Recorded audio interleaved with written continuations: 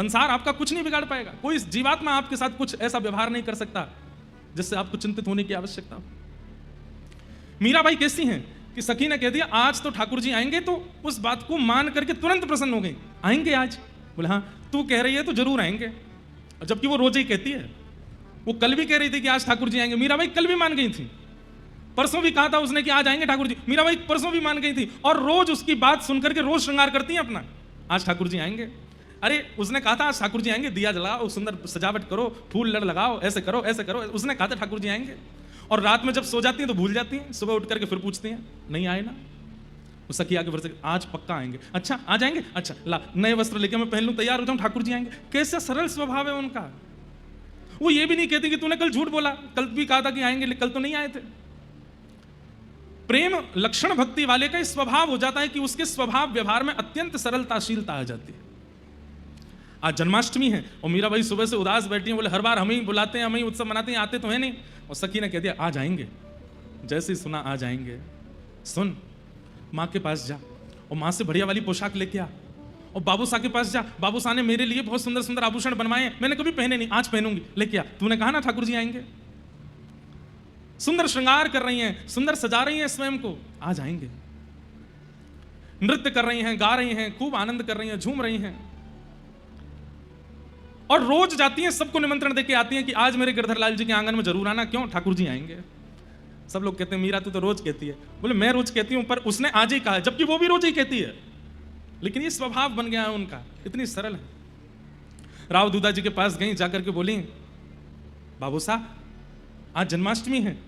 बोले जन्माष्टमी, चल पहले 2 पद सुना दे, श्री चतुर्भुज भगवान के सामने 2 पद सुना। वहां जाके 2 पद गाए, और 2 पद में सब लोग नृत्य करने लगे, अपने गिरधर लाल जी के सामने आकर के भाव से गा रही हैं, और बार बार मन में यही विचार कर रही हैं कि आज तो आप आओगे ना। करते करते प्रतीक्षा, जैसे ही रात्रि की मध्याह्न रात्रि हुई, और मध्याह्न रात्रि होते ही जैसे ही घंटे घड़ियाल शंख बजने लगे, ठाकुर जी के जन्मोत्सव की जैसे ही जय जयकार हुई, बाल कृष्ण लाल की जय, कृष्ण कन्हैया लाल की जय, सबके तो नेत्र खुले हैं, सब अपने स्थान पर खड़े हो गए, और मीराबाई उसी समय नेत्र बंद करके बैठी हैं। और जैसे ही नेत्र बंद किए हैं, श्याम सुंदर उनके हृदय में ही प्रकट हो गए हैं। सांवरी सूरत है, बंक अदा है, कमल जैसे नेत्र हैं, घुंघराले केश हैं, छोटे से लालजी हैं, और मीराबाई से कह रही हैं एरी तू तो रोज यूं सोचा कि मैं तो आऊंगो ना, मैं तो आऊंगो ना, देख मैं तो आ गयो, अब तो को भरोसा है क्यों ना कि मैं तेरे पास आऊंगो। और मीराबाई अपने ही मानसी में स्वयं भी एक स्वरूप धारण करके और प्यारे गिरधर लाल जी के साथ में मधुर नृत्य कर रही हैं, आनंद कर रही हैं, पूरी रात नृत्य करती रही, सब उठ करके खड़े होकर के नृत्य कर रहे हैं, और एक कोने में बाई साहब बैठ करके नेत्रों से बस अश्रु प्रवाह हो रहा है, शरीर में कोई गति नहीं हो रही है, पर हृदय में प्यारे लाल जी के साथ में विलास कर रही हैं, नृत्य कर रही हैं। ये प्रथम दर्शन हुआ बाई साहब को अपने चित्त में, और उस दिन तो ठाकुर जी इतने प्रगाढ़ रूप से विराजमान हो गए, अब बाई साहब को भरोसा हो गया कि ये मुझे मिलेंगे ही मिलेंगे। मीराबाई के पदों में ठाकुर जी के स्वरूप का इतना सुंदर वर्णन कैसे हो गया? क्योंकि उन्होंने देखा है। मीराबाई को ठाकुर जी का अनुभव होने लगा चारुके से, और अब बाई साहब को अपने गुरु की खोज है। एक दिन मीराबाई राव दूधा जी से जाकर के कहती हैं,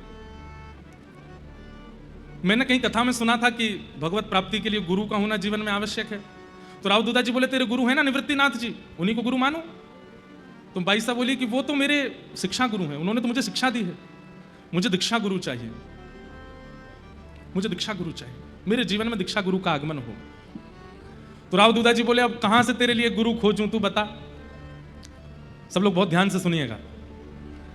मीराबाई अपने गिरधर लाल जी के सन्मुख गई और सामने जाकर के प्रण लिया कि रोज हमारे मेड़ता में संत आते हैं, कल जो भी पहले संत आएंगे मैं उन्हीं को अपना गुरु मान करके उनसे दीक्षा ले लूंगी, वही मेरे गुरु होंगे। और भगवान ने अनुग्रह करके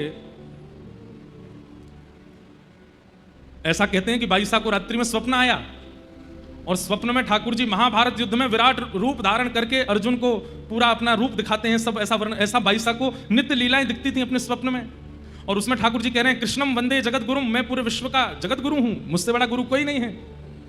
सुबह उठते ही मीराबाई हंसने लगी, बोले लाला स्वप्न में आकर के मेरे गुरु छीन रहे हो, ऐसे बता रहे हो कि मुझे ये गुरु मान ले, लेकिन आप तो मेरे पति हो, आप तो मेरे प्रियतम हो, प्रियतम को मैं गुरु कैसे मानूं? वैसे तो प्रियतम गुरु है, पति गुरु ही है, लेकिन नहीं, मुझे आपकी प्राप्ति के लिए अन्य गुरु की आवश्यकता है।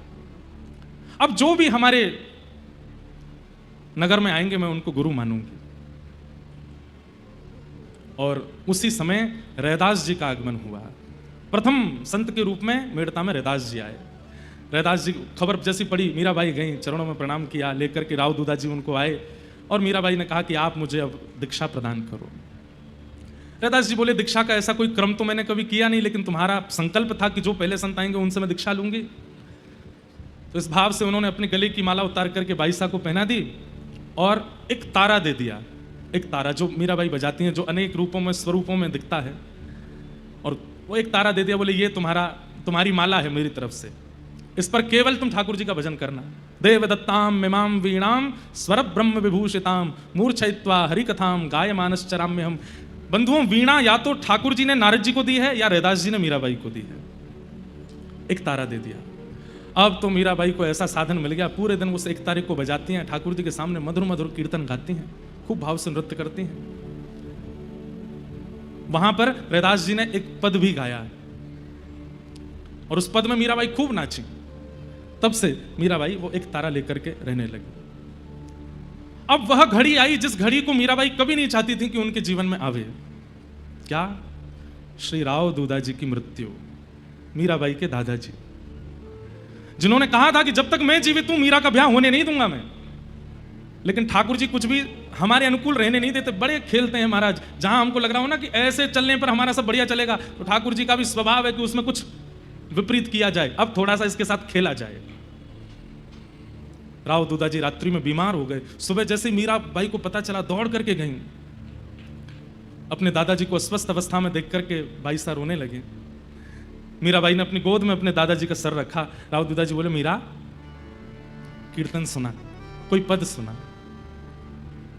और मीराबाई अपने दादाजी को पद सुनाती, और वो पद सुनते सुनते जैसे ही पद विश्राम हुआ, राव दूधा जी ने मीराबाई का हाथ पकड़ के कहा, मीरा अब मुझे पता चल गया है कि मेरे जाने का समय आ गया है। मीराबाई बोली, आप ऐसा मत कहो, एक आप ही तो हैं जिनके कारण मैं इतनी निर्भीकता से भजन करती हूं, अपने गिरधर की सेवा करती हूं।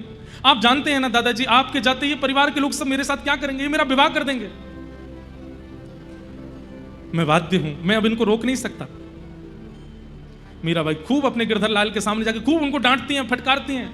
बोले, खुद भी नहीं आते हो और मेरा जो है उसको मुझसे छीन भी रहे हो। स्वयं तो आते नहीं, और जिसके आश्रय में मैं रहती हूं उनको मुझसे दूर क्यों कर रहे हो आप? दौड़ करके फिर गई राव दूधा जी के पास, तो जाकर के देखा,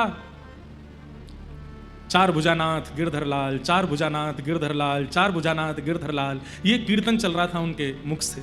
चार भुजानाथ इनके कुल के देवता हैं और गिरधरलाल मीराबाई के हैं। मीराबाई गई, जाके हाथ मलती हैं, चरण मलती हैं, सिर पर कुछ रखती हैं। लेकिन समय हुआ और श्री राव दूधा जी चले गए। बहुत रोई मीराबाई। ये एक पहला संसारी ऐसा क्रम था जिसमें मीराबाई रोई हैं। बाकी कल की कथा में आप मीरा चरित्र में और भी सुनेंगे, बहुत कुछ हुआ, लेकिन बाईसा कभी संसारी किसी प्रलाप में रोई नहीं। और वो भी इसलिए नहीं रोई है कि दादाजी जा रहे हैं, वो इसलिए रो रही है कि मेरे भक्ति के प्रवर्तक जा रहे हैं, मेरे प्रथम गुरु जा रहे हैं। बहुत रोई बाईसा। 3 दिन तक मूर्छित रही अपने दादाजी की स्मृति में। 3 दिन बाद जब होश आया, लाल जी की सेवा करती हैं, लेकिन रूठ गई हैं ठाकुर जी से कि आपने मेरे दादाजी को क्यों दूर किया। और अब वही होने लगा जो नहीं होना था। बाईसा के विवाह का पूरा क्रम प्रारंभ हो गया। जो आपके परिवार की बुआ थी, उन्होंने मेवाड़ में जाकर के ऐसी योजना बनाई कि मैं कुछ दिनों के लिए अब मेड़ता जा रही हूं, मुझको लिवाने के लिए, वापस बुलाने के लिए भोजराज को ही भेजना, जिससे मीराबाई का विवाह निश्चित होना है। मुझको लेने आएगा, मीरा को देख भी लेगा। गुण सुनकर के, स्वभाव सुनकर के तो परिवार के लोग राजी हो ही गए थे कि हमको मीरा पसंद है, हम ब्याह कर लेंगे, लेकिन एक बार देख भी लो और ये मुझको लेने आएगा, इस बहाने से मीरा को देख लेगा तो और कार्य सिद्ध होगा। मीराबाई जानती थी। आज माँ ने सुबह आकर के कहा, मीरा थोड़े अच्छे से कपड़े पहन लो, थोड़े अपने केश संवार लो और थोड़ा व्यवस्थित रहना। क्यों? आज ऐसा क्या है, आज क्यों व्यवस्थित रहना? बस कह रही हूं ना, व्यवस्थित रहो। मीराबाई समझ गई कि कोई, अब दादाजी तो नहीं है, अब ये लोग मानेंगे नहीं। भाई साहब बोली, हाँ मैं श्रृंगार करके आती हूँ। एकांत में गई, ठाकुर जी की तरह काली काली यहाँ पर पूरे काजल लगाए आई, यहाँ पर सुंदर मोटी मोटी बिंदी धरे आई, सिर पर मोरपिच्छ जैसा धारण कर लिया और बिल्कुल बैरागन जैसा भेष, जिन भेषा मारो सांवरो रीछ है, मैं सो ही भेष धरूंगी बाला, मैं बैरागन हूं। आ गई भाई साहब। घर परिवार के लोग देखे, अरे राम राम, ये क्या करके आई है, कैसे बन के आई है? बोले मैं तो ऐसे ही रहूंगी, चाहे आपको जैसा लगे। बाईसा की माँ ने सब सखी जो बाईसा के साथ रहती उनको कहा, इसका मुंह धुलवा देना और इसको थोड़ा ठीक कर देना, वो आ रहे हैं भोजराज, देखेंगे। सब ने कहा, लेकिन भाई साहब पे कहां, वो तो ठाकुर जी के सामने बैठी है, लड़ रही हैं ठाकुर जी से, देख लो। क्यों नहीं बताने आते हो संसार को कि आप मेरे हो, मैं आपका वर्ण कर चुकी हूं? अरे ये एक कैसा संबंध है जहां पर पत्नी को बार बार पति के सामने आकर के प्रार्थना करनी पड़ती है कि आकर के सबको बताइए कि मैं आपकी हूं। आज कोई और आ रहा है और आकर के मुझे देखेगा, मेरे साथ वर्ण करेगा, मुझसे विवाह की योजना बनाएगा, ये सब सुनकर के आपको पीड़ा नहीं होती? मीराबाई के भाई जयमल से उन्होंने कहा, सुन वो भोजराज आएंगे, उनको पूरे नगर में घुमाना, लेकिन यहां शाम कुंज में लेके मत आना। ठीक है। मीराबाई बैठी हैं ठाकुर जी के सामने बैठ करके सुंदर भाव गा रही हैं, और उसी समय भोजराज का आगमन हुआ। घर परिवार के लोगों ने कहा, भोजराज को थोड़ा जयमल घुमा के लाओ, हमारा मेड़ता कैसा है, और कान में कह दिया, बोले शाम कुंज जरूर ले जाना, मां मीरा बैठी होगी, देख लेंगे ये। ठीक है। जयमल के साथ में घूम रहे हैं भोजराज, और जैसे भ्रमण करते करते, वो चाहते ही नहीं थे कि इनको शाम कुंज लेके जाऊं, दीदी ने बाईसा ने मना किया है, लेकिन तभी भीतर से स्वर आने लगा, प्यारे दर्शन दीजो आए, प्यारे दर्शन दीजो आए, तुम बिन रयो न जाए, प्यारे दर्शन दीजो आए। स्तब्ध हो गए भोजराज। जयमल का हाथ पकड़ा, ये स्वर कहां से आ रहा है? अरे आप चलिए ना, ये गा रही हैं। कौन गा रही हैं? हमारी बाई साहब, हमारी दीदी साहब मीरा। बोले मैंने बहुत स्वर सुने हैं, हमारे राजभवन में एक से एक गायक आते हैं, एक से एक स्वर गाने वाले आते हैं, पर ऐसा ठहराव, ऐसी स्थिरता, ऐसा प्रेम प्रकट करने वाला स्वर मैंने पहली बार सुना है, मैं देखना चाहता हूं, मुझे ले चलो। मारवाड़ के मेवाड़ के राजा हैं, जयमल कैसे मना करते? जी चलिए। भीतर लेकर के गए। बाई सा हाथ में एक तारा लेकर के गा रही हैं, सामने गिरधर लाल जी का स्वरूप है।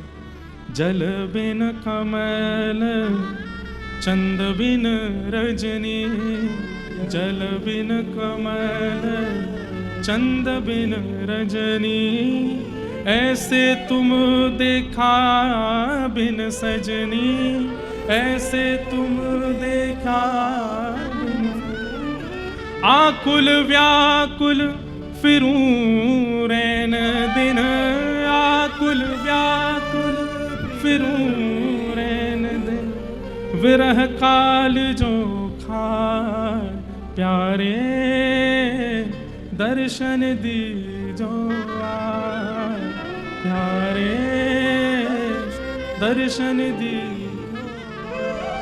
मीरा दासी जन्म जन्म की, मीरा दासी जन्म जन्म, मीरा दासी जन्म जन्म की, मीरा दासी जन्म जन्म, पड़ी तुम्हारे पाए, पड़ी प्यारे दर्शन दीजो आए, प्यारे दर्शन। यहां बाईसा गा रही हैं और पीछे खड़े हुए खम्भ से सिर लगा करके खड़े हुए भोजराज के नेत्रों से अश्रु गिर रहे हैं। वो स्वयं से पूछ रहे हैं कि मैं तो भक्त नहीं हूं, मुझ में तो भजन नहीं है, मैं तो कभी ठाकुर जी का दर्शन किया नहीं, फिर मैं इतना सजल क्यों हो रहा हूं, मुझे इतना प्रेम मेरे चित्त में क्यों उमड़ रहा है, मैंने कभी कथा नहीं सुनी, मैंने कभी भजन नहीं किया, मेरे हृदय में इतना विरह क्यों हो रहा है ये स्वर सुन करके। भोजराज ने तो मानो मन बना लिया कि ब्याह करूंगा तो इन्हीं से करूंगा, चाहे मुझे प्राण त्यागने पड़े, लड़ना पड़े, लेकिन इनको लिए बिना नहीं जाऊंगा, इन्हें स्वीकार करूंगा।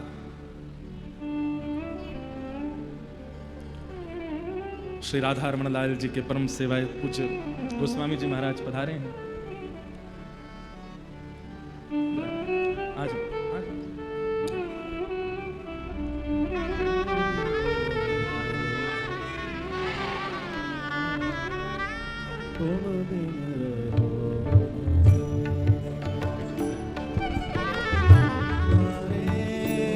दर्शन दीजो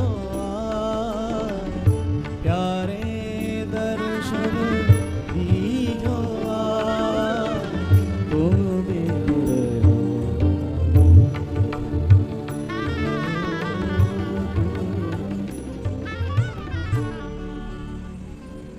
प्यारे राधा रमन लाल जी तो खूब ही बरस रहे हैं।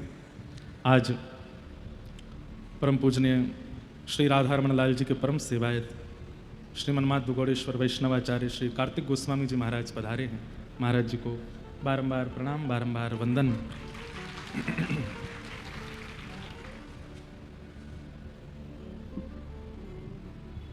सब लोग बहुत सावधानी से सुनो। मैं इस प्रसंग में प्रवेश बहुत मुश्किल से कर पाया, अब मैं निकल नहीं पा रहा हूं, इसलिए सुनिए। मीरा चरित्र गत वर्ष का मैंने वचन दिया था कि सुनाऊंगा भागवत जी में, तो इसलिए वो भी पूरा करना है, सुन लीजिए। भोजराज पीछे खड़े हैं और नेत्रों से अविरल इतना रोना ठाकुर जी के लिए कभी किया ही नहीं था, कभी रोए ही नहीं है वो आज स्वयं से पूछ रहे हैं कि ऐसा मेरे साथ क्या हो गया है कि मैं इनका स्वर सुन रहा हूं और मुझे रोना आ रहा है। कहां मीराबाई चाहती थी कि वो मेरी भावना देख करके, मेरा भजन देख करके, मेरा स्वरूप देख करके वो भले मुझे छोड़ दें कि मैं तो उनके लायक ही नहीं हूं, लेकिन भोजराज उनका चित्त भी पवित्र था।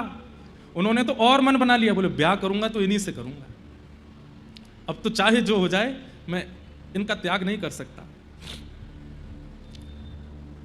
भाई साहब ने जैसे ही पद पूर्ण किया, पीछे से रुदन की सिसकानी की आवाज जब आई तो भाई साहब ने टेढ़ी नजर करके देखा, वो तो मुंह पे काजल लगा के बैठी थी, पूरा मुंह काजल से पोत के बैठी थी।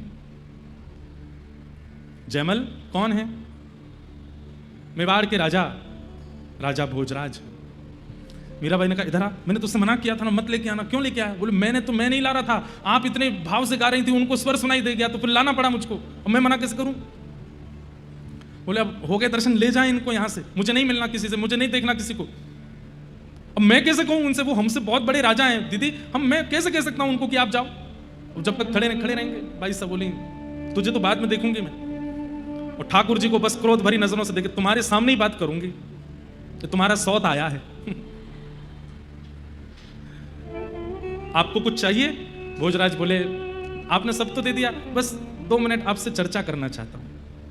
मैं तो चर्चा करती नहीं किसी से, मुझसे क्या चर्चा करेंगे, मुझे बोलना आता नहीं, मैं तो केवल गाती हूँ, और मेरा रूप देखो ऐसे पागल बनी घूमी रहती हूँ, ना मुझे वस्त्र पहनने का शऊर है, ना मुझे श्रृंगार करने का शऊर है, मैं कुछ नहीं जानती, मैं तो ऐसे ही रहती हूँ, मुझसे क्या बात करोगे आप? बोले कोई बात नहीं, मैं 2 मिनट बैठ लूंगा।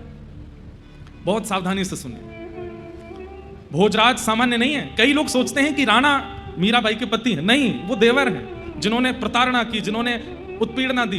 भोजराज बुरे नहीं है, भोजराज तो बहुत अच्छे। राव दूधा जी के बाद यदि मीराबाई की भक्ति में कोई सहायक बने तो वो श्री भोजराज। आकर के बैठ गए, मीराबाई ठाकुर जी की ओर मुख करके बैठी और दूर एक खंभे से सिर लगा करके भोजराज बैठे। आपको पता है मैं क्यों आया हूं? मीराबाई बोली मुझे सब पता है, लेकिन मैं आपसे एक बात कह दूं, मैं लाग लपेट करके कोई बात नहीं करूंगी, मुझे कोई और बात करना आता भी नहीं, मैं स्पष्ट आपको बता दूं, आपके साथ छल हो रहा है। भोजराज बोले कैसा छल? बोले एक पूर्व से ब्याहित कन्या से आपका ब्याह कराया जा रहा है। भोजराज बोले मतलब? मेरा ब्याह हो चुका है, मैं विवाहित हूं। और मीराबाई ऐसे केश रखती कि उनकी मांग का सिंदूर दिखे ना, तुरंत वो केश हटा करके अपना सिंदूर दिखाया, देखो मेरा ब्याह हो चुका है। किससे हुआ आपका ब्याह? मोर मुकुट पीतांबर सोहे गलवे जंती मां। ये बैठे हैं मेरे पति, और मैं बचपन से इनकी, और बचपन से नहीं, आप नहीं मानेंगे, मैं पूर्व जन्म से इनकी। मेरा ब्याह हो चुका है, मैं तन मन सब इनको दे चुकी। आप अगर मुझसे ब्याह कर लेंगे तो आप जीवन भर पछताएंगे, क्योंकि एक पत्नी अपने पति की जो सेवा करती है वो मैं नहीं कर सकती। मेरा शरीर आपके लायक नहीं, मेरा व्यवहार आपके लायक नहीं, मेरा स्वभाव आपके लायक नहीं, मेरे विचार आपके लायक नहीं है। आपके लिए और भी अच्छे घर के राजघराने की कन्याएं मिल जाएंगी, मेरे से ब्याह करके आप पूरे मेवाड़ को धोखा देंगे। मैं आपको वास्तविकता बता रही हूं। लेकिन भोजराज कितने विद्वान हैं देखो, कहते हैं आप इनसे विवाह कर चुके हैं तो फिर इस बात को कोई मानता क्यों नहीं है? बोले पता नहीं, मैं तो सबसे बोलती हूं कि ये मेरे पति हैं फिर भी नहीं मानते। बोले मैं बताऊं क्यों नहीं मानते? क्यों? क्योंकि आप दोनों के विवाह को प्रकट रूप में किसी ने देखा नहीं है, और प्रकट रूप में जब तक ये संसार देखेगा नहीं तब तक कैसे मान लेगा कि ये आपके पति हैं? मीराबाई ठाकुर जी की ओर देखने लगी। और सुनवा लो मुझे, हो जाओ प्रकट, अभी भी कह रही हूं, मुझसे ब्याह करने के लिए आप प्रकट नहीं हो सकते। उसने दे दिया ताना मुझको। भोजराज कहते हैं, आप बिल्कुल धैर्यपूर्वक मेरी बात सुनिएगा। मुझे आपसे विवाह आपके रूप के लिए नहीं करना, मुझे आपसे विवाह एक पति की इच्छाओं की पूर्ति के लिए नहीं करना। मेरे विवाह का कारण तो जान लीजिए कि मुझे आपसे विवाह क्यों करना है। भाई साहब बोली, मुझे सुना ही नहीं जा रहा है ये बात, मैं पूर्व से विवाहित हूं, आप मुझसे विवाह क्यों करेंगे? बोले, मेरी बात तो सुनिए। जैसे अप्रकट रूप में आपने ठाकुर जी से ब्याह कर लिया, किसी को पता नहीं चला, लेकिन आपका विवाह संबंध है ना ठाकुर जी से? बोले, हाँ है। ऐसे ही प्रकट रूप में, एक नाट्य रूप में मेरे साथ विवाह कर लिया, सबको लगेगा कि आप ठाकुर जी, आपका मुझसे ब्याह हो गया, पर अंतरंग रूप से मैं आपको कभी परेशान नहीं करूंगा, आप इन्हीं की रहोगे। बाह्य रूप से सबको लगेगा कि आपका ब्याह मुझसे हो गया है, पर अंतरंग रूप से मैं जानता हूं कि आप पर मेरा कोई अधिकार नहीं है, आप पर अधिकार तो इन्हीं का ही है। मीराबाई बोली, आपको मुझसे ब्याह करना क्यों है? अरे आप इतने बड़े राजकुल के राजकुमार हैं, कोई धनवान, संपत्तिवान, रूपवान कन्या से ब्याह कर लीजिए, मैं किसी काम की नहीं हूं, आपको ब्याह करना क्यों है? अगर आप मना कर देंगे जाकर के कि मुझे लड़की पसंद नहीं है, तो कोई जबरदस्ती ब्याह थोड़ी करा देगा। भोजराज जी जो यहां बात कहते हैं, उस बात पर मीराबाई ने भी हामी कर दी। भोजराज कहते हैं, मेवाड़ की भूमि राजाओं के लिए जानी जाती है, मेवाड़ की भूमि बड़े बड़े पराक्रमी राजाओं के लिए जानी जाती है। आज तक एक भी युद्ध हारा नहीं है हमारी भूमि ने। हमारी भूमि की प्रतिष्ठा, हमारी भूमि का नाम राजाओं से है, हमारे युद्धों से है, हमारी संपत्ति से है। और मैं चाहता हूं हमारी भूमि पर राजा तो बहुत आए, पराक्रमी तो बहुत आए, लेकिन आप जैसी एक भक्त आ जाए जिससे हमारी भूमि पवित्र हो जाए। आपके आगमन से हमारे यहाँ जो जो न्यौछावर हुए हैं राजा, उन सबको मुक्ति मिल जाए। आपकी चरण रज से अगर मेवाड़ पवित्र हो गया, तो आपके लिए हो सकता है ठाकुर जी भी आ जाए वहां पर। और राजा भोज का यह संकल्प पूर्ण हुआ। मीराबाई की वजह से ही मेवाड़ में श्रीनाथ जी विराजमान हुए। आज श्रीनाथ जी वहां बैठे हैं, गिरिराज जी से गए हैं। आप बिल्कुल निश्चिंत रहें, मुझे आपसे कोई कामना नहीं है, मेरी आपसे कोई अभिलाषा नहीं है। मैं केवल प्रकट रूप में आपसे विवाह करके जाऊंगा, पर वास्तविक अंतरंग रूप से मैं आपको गुरु मान करके, आपको भक्त मान करके मेवाड़ ले जाना चाहता हूं। और ये मेरा वचन है कि मैं आपसे कभी भी इस प्रकार का कोई व्यवहार नहीं करूंगा। आप चाहें तो ठाकुर जी को साक्षी मान लीजिएगा।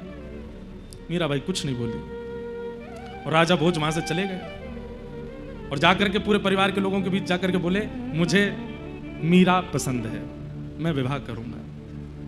नगाड़े बजने लगे, सहनाइयां बजने लगी। महाराज अटारी पर चढ़ करके मीराबाई के पिताजी लुटाने लगे बधाइयां। पूरे मेवाड़, पूरे मेड़ता में हवा की तरह बात फैल गई कि अब हम लोग सुरक्षित हैं। क्यों? बोले कि मीरा का ऐसे कुल में संबंध हो रहा है जो कल को अगर मेड़ता पर कोई संकट आया तो हमारे लिए आगे आकर के खड़े हो जाएंगे। लेकिन ये सहनाइयां, ये ढोल नगाड़े ताशे मीरा को अच्छे नहीं लग रहे हैं। कान पर हाथ धर के रो रही हैं ठाकुर जी के आगे। अब तो मंगल गा रहे हैं, सब लोग आकर के बधाई दे रहे हैं, आकर के मीराबाई को गले लगा रहे हैं, पर मीराबाई एक जड़वत मूर्तिमंत होकर के खड़ी हैं केवल। और ठाकुर जी से कह रही हैं कि अब तो कुछ करो, मेरा विवाह हो जाएगा किसी और के साथ, एक बार प्रकट हो जाइए, किसी रूप में एक संकेत सबको दिला दीजिए कि आप मेरे हो चुके हैं। धीरे धीरे कुछ समय निकले। अच्छा रिश्ता जब आता है तो घर वाले देरी नहीं करते, जल्दी ब्याह करते हैं। और एक सप्ताह के अंदर तो बारात लेकर के राजा भोज मेड़ता आ गए। आज बारात आने वाली है और मीराबाई अपने ठाकुर जी को देख रहे हैं। मैं प्राण क्यों नहीं त्याग रही? मैं जीवित क्यों हूं? मेरी श्वास रुक क्यों नहीं जाती है? मेरी आत्मा देह का त्याग क्यों नहीं कर रही है? क्योंकि अभी भी एक उम्मीद है कि आप आएंगे और आकर के मेरा वरण करेंगे, मुझे स्वीकार करेंगे। कल मेरा विवाह हो जाएगा और आपके सामने कोई मुझसे फेरे लेकर के जाएगा, मेरे मांग में सिंदूर भर करके जाएगा, मेरा हाथ पकड़ करके अपने साथ। आप बैठे बैठे देखते रहिएगा, बस यहां पर कुछ मत कीजिएगा। अरे सब गलत कहते हैं, वेद पुराण शास्त्र संतों की सब बातें झूठी हैं, आप कुछ नहीं सुनते हैं। आज तक नहीं माना था, पर आज मुझे भी पता नहीं क्यों ये अविश्वास हो रहा है कि कहीं आप मूर्ति ही तो नहीं हो, सुनते तो नहीं आप मेरी। रोते रोते रोते रोते मीराबाई वहीं सो गई। और जैसे ही सोई है मीराबाई,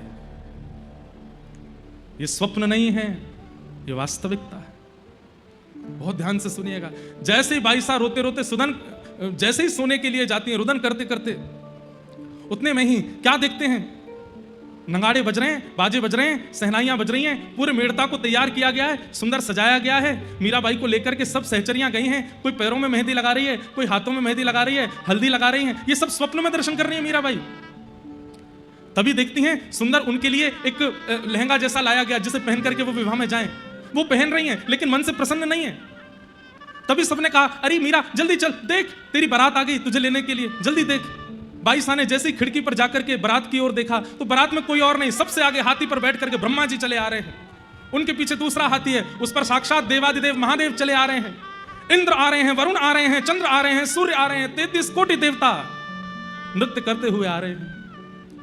और सबसे पीछे एक सुंदर सा रथ है और उस रथ पर सेहरा पहने हुए हैं, श्याम वर्ण की कांति है, कमल जैसे नेत्र हैं, मधुर मुस्कान है, गुलाबी गुलाबी गाल हैं। अपनी कटाक्ष नेत्रों से जब इधर उधर देख रहे हैं तो जिसको देखते हैं उसके जैसे मानो प्राण निकल रहे हों। जैसे ही श्याम सुंदर आते हैं, ठाकुर जी को दुल्हा भेष में सेहरा पहने हुए देख मीराबाई के नेत्र सजल हो गए। यहां नीचे से ठाकुर जी ऊपर की ओर देख रहे हैं, ऊपर से बाईसा देख रहे हैं। और तभी क्या देखती हैं कि बाईसा के माता पिता, वो जो तोड़न द्वार होता है वहां पर एक चौकी लगाई है, ठाकुर जी रथ से उतर करके आ रहे हैं। ये सब हमेशा स्वप्न में ही देखा है मीराबाई ने, आज उन्हें जैसे मानो प्रत्यक्ष दिख रहा है। वे सोचती थी कि जब मेरे बीण आएंगे तो मेरी माँ कैसे तिलक करेगी, मेरे पिताजी कैसे स्वागत करेंगे। ठाकुर जी एक चौकी के ऊपर खड़े हो गए हैं, सब सखियां मंगल गा रही हैं, ठाकुर जी सबको बधाई दे रहे हैं, माताएं सब बलैया ले रही हैं। मीराबाई का मन रूपी नृत्य कर रहा है मयूर, बार बार नृत्य करती हैं, फिर खिड़की पर आकर के देखने लगती हैं। ठाकुर जी इशारों कर रहे हैं, अरे अब जल्दी आ जा, विलंब मत करे। ठाकुर जी मंडप में जाके विराजमान हो गए। सखियां सब मीराबाई को लेकर के जा रही हैं, एक एक पग आगे बढ़ा रही हैं।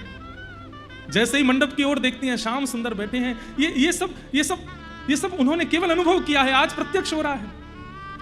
महादेव, ब्रह्मा जी, गंधर्वजन सब पुष्प वर्षण करके बाईसा का स्वागत कर रहे हैं।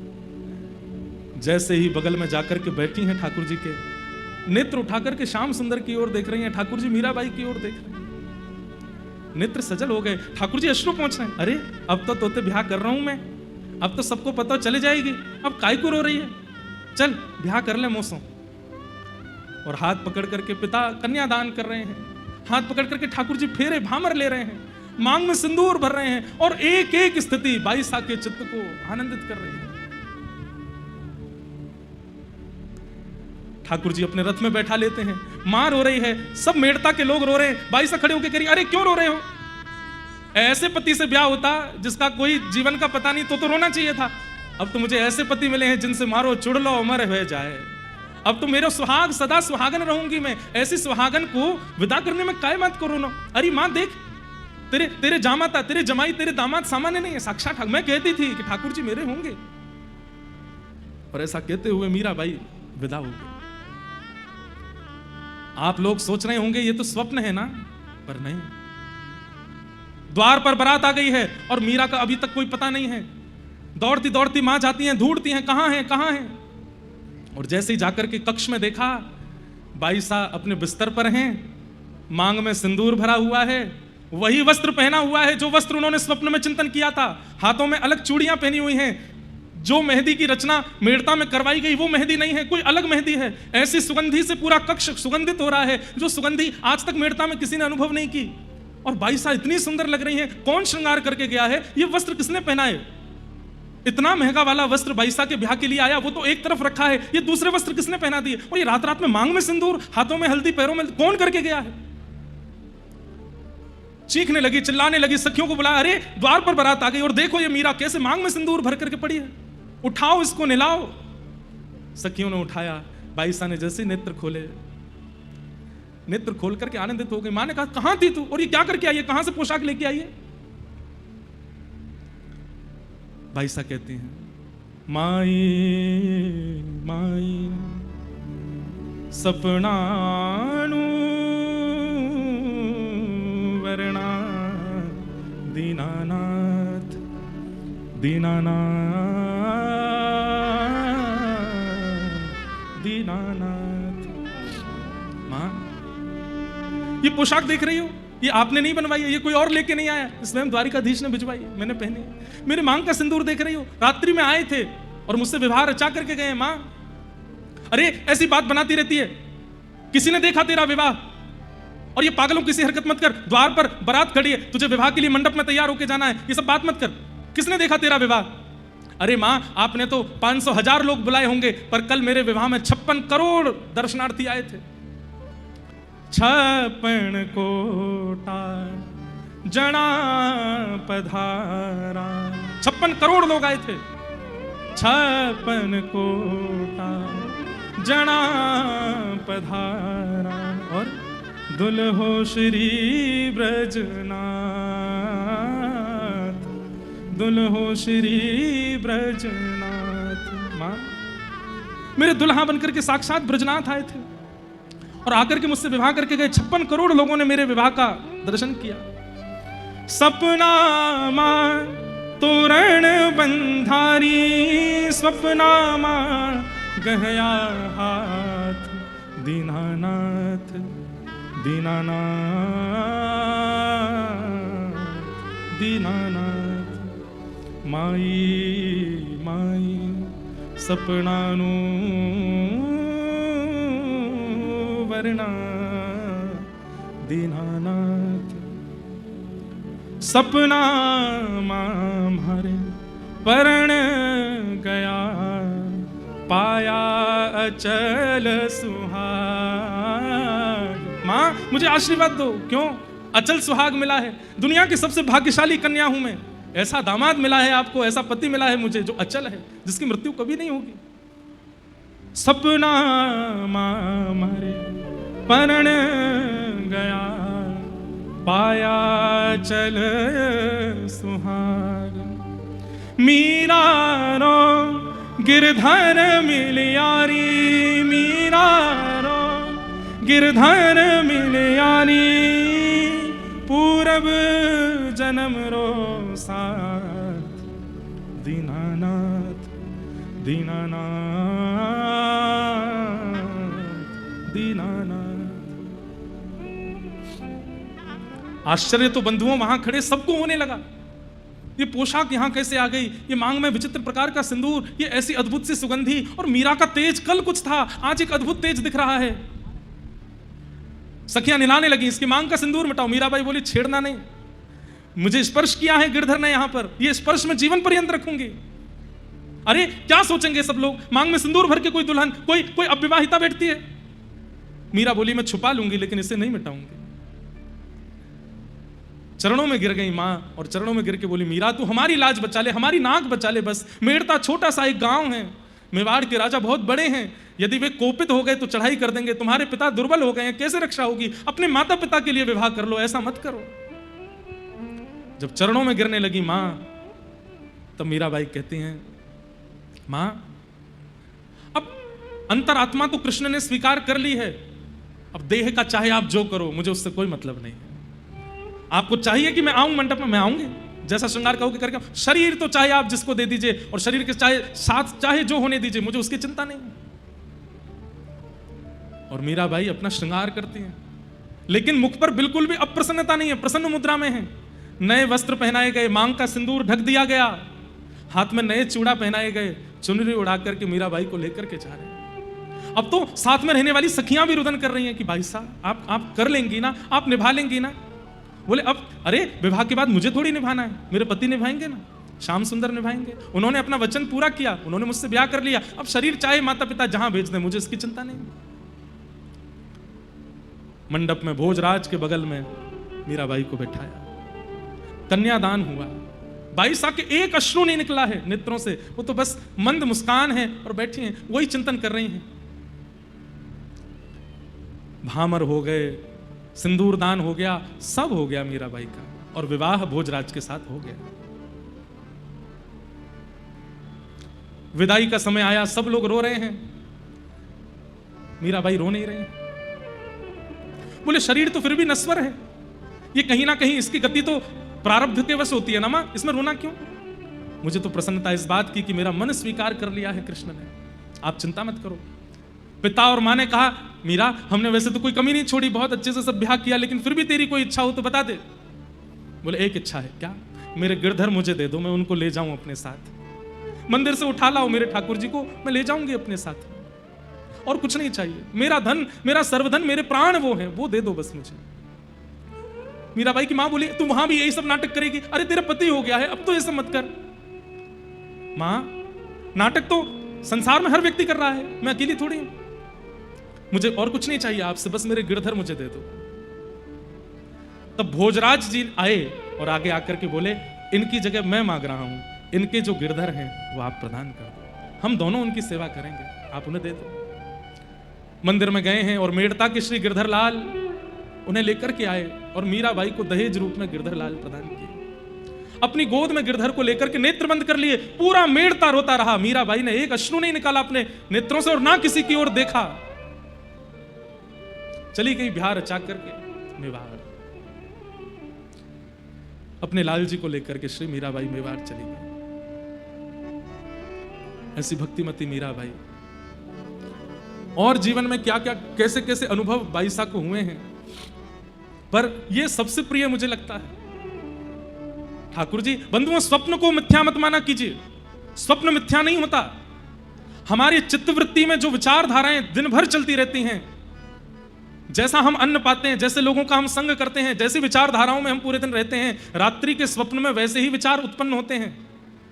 याद रखिएगा, स्वप्न दर्शन, अनुभव दर्शन और प्रत्यक्ष दर्शन, ठाकुर जी की 3 दर्शन की विधा है। यदि ठाकुर जी ने आपको दर्शन देने के लिए चुना तो सबसे पहले दर्शन स्वप्न में ही होगा, और किसी को स्वप्न में दर्शन नहीं हुआ उसको प्रत्यक्ष हो जाएगा, ऐसा हो नहीं सकता। ठाकुर जी पहले स्वप्न में आते हैं। इसलिए हमारा भजन सुधर रहा है, हमारा नाम सुधर रहा है, हमारी भक्ति सुधर रही है, इसका प्रमाण आपको एक दिन आपके स्वप्न में मिलेगा। व्रज का दर्शन, व्रज संबंधी यमुना रज का दर्शन, व्रज के आचार्यों का दर्शन, व्रज के रसिकों का दर्शन, व्रज की गलियों का दर्शन, व्रज के ठाकुर का दर्शन, किसी भी रूप में व्रज दर्शन हो, ये प्रथम संकेत है। किसी से कहिएगा नहीं, और प्रयास कीजिएगा कि बार बार ये भाव उत्पन्न हो। एक दिन उसी व्रज निकुंज में श्याम सुंदर प्रकट होकर स्वप्न में ही अनुभव कराएंगे। और जिस दिन स्वप्न में ठाकुर जी का अनुभव हो जाए, मुख बंद कर लीजिएगा, किसी को मत बताइएगा, फिर बस प्रतीक्षा कीजिएगा, क्योंकि अब स्वप्न के बाद प्रत्यक्ष होगा, आएंगे ठाकुर जी। स्वप्न दर्शन प्रथम सीढ़ी है, और मीराबाई ने उस स्वप्न दर्शन की सीढ़ी को पार कर ली। विवाह करके बाईसा मेवाड़ चली गई हैं, और फिर मेवाड़ में जाकर के वहां जो जो परिस्थिति स्थिति प्रकट हुई है वो सब हम कल के प्रसंग में सुनेंगे। अभी भी ऐसा नहीं है कि संकट या पीड़ा बाईसा के जीवन में नहीं है। एक बात याद रखिएगा, स्वयं को भक्ति पथिक मानते हैं तो ये बात याद रखिएगा, चैन से नहीं बैठ पाओगे, कुछ ना कुछ होता ही रहेगा जीवन में। थोड़ी बहुत तो ठाकुर जी कुछ ना कुछ लीला करते ही रहेंगे। बाईसा के जीवन से भले ही राव दूधा जी चले गए, लेकिन उनके जीवन में भोजराज आ गए। और अपना प्रसन्न होना बहुत आवश्यक है, क्योंकि आप राजी हैं तो इसका मतलब आपके चित्त में विराजमान गिरधर राजी है। संतुष्ट होना सबसे बड़ी बात है, पर आज के समय में संसार के लोग संतुष्ट होने पर ध्यान नहीं देते, संतुष्ट करने पर ध्यान रखते हैं। ये संतुष्ट होना चाहिए, ये खुश होना चाहिए, इसको अच्छा लगना चाहिए, और इसके कारण वो खुद ही दुखी रहता है। आप स्वयं संतुष्ट होइए, और स्वयं संतुष्ट प्रेम से हुआ जाता है। मीराबाई चिंता नहीं करती हैं। कल हम पद गा रहे थे ना, मैं तो गोविंद रा गुण गासूं, राणा जी रूठे तो मने काय करसी, चरणामृतरा नेम हमारा निथ उठ दर्शन पासूं, राम नाम रा झाज चलास्या भव सागर तर जासूं, राणा जी रूठे तो मने काय करसी। इनको संतुष्ट करने के लिए थोड़ी रह रही हूं मैं तो भजन अपने गिरधर को खुश करने के लिए गाती हूं। मीराबाई से संतुष्टि सीखो। मीराबाई, कल हमने सुना कि गिरधर लाल जी को गोद में लिए विदा हो गए अपने घर से। बहुत प्रसन्न है, बिल्कुल उदास नहीं है, पूरा मेड़ता रो रहा है, लेकिन मीराबाई नहीं रो रही हैं। क्यों? क्योंकि मन में वही छवि घूम रही है। रात्रि में आए थे, श्याम सुंदर ने ऐसे हाथ पकड़ा था, ऐसे मांग में सिंदूर भरा था, ऐसे मेरे साथ भामर लिए थे, और वही सोच सोच के हंसती रहती हैं और कभी कभी रोने लग जाती हैं। जैसे ही मीराबाई मेवाड़ पहुंची, मेवाड़ आते ही पूरे मेवाड़ के लोग, बड़े बड़े राजा, बड़े बड़े राजकुमार, सब लोग खड़े हैं स्वागत में। बड़े बड़े हाथियों पर लोग बैठ कर के पुष्प वर्षण कर रहे हैं, मंगल बाजे बजाए जा रहे हैं। मेवाड़ घराना, मेवाड़ राजवंश उस समय का सबसे विशिष्ट राजवंश था, जो आज तक कभी किसी से हारा नहीं था। और उस राजवंश के कुल दीपक, उनके साथ मीराबाई का ब्याह हुआ है। हल्ला मच गया, जल्दी चलो जल्दी चलो, बहुसा आई हैं, बहुसा आई हैं हमारी। जैसे ही डोली रुकी, मीराबाई बाहर आई तो द्वार पर सास, बड़ सास, छोटी सास और ननद सब खड़ी हैं। मीराबाई के उतरते ही सब लोग नजर उतारने लगे। सुंदर तो इतनी थी मीराबाई कि उनका रूप देख करके, चरित्र आता है मीराबाई के प्रसंग में कि एक मन चले व्यक्ति को बाईसा कहीं नृत्य करते हुए दिख गई थी, और उसने दूर से जब मीराबाई को देखा तो उसने मन बना लिया कि चाहे मेरे प्राण चले जाएं, पर एक बार इनका स्पर्श तो करूंगा मैं, इतनी सुंदर है।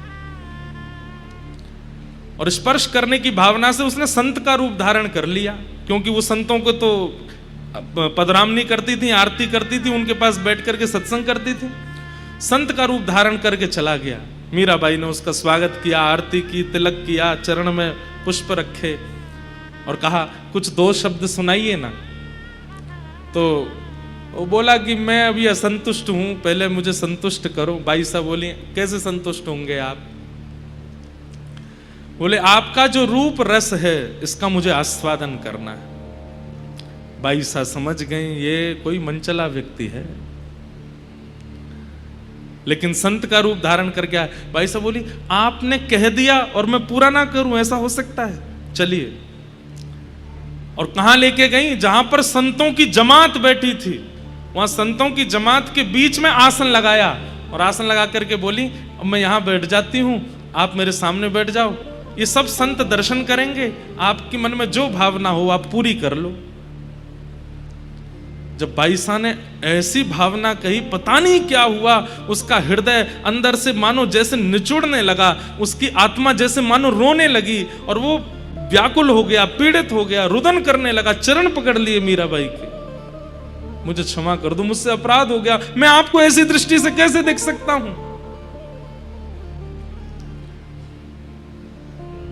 सुंदरता आज भी है लोगों में, पर हमारा सुंदरता, हमारी सुंदरता सामने वाले के चित्त में किस भावना को जन्म देता है, इससे पता चलता है कि हमारा चित्त कैसा है। बाईसा की सुंदरता ऐसी है कि वो जहां जाती हैं उनको देख करके, वो सुंदर इतनी है कि उनको देख करके किसी के चित्त में कुछ भी भाव प्रकट हो, पर किसी के चित्त में अगर काम होता भी है ना, तो बाईसा को देख करके काम नष्ट और हो जाता है।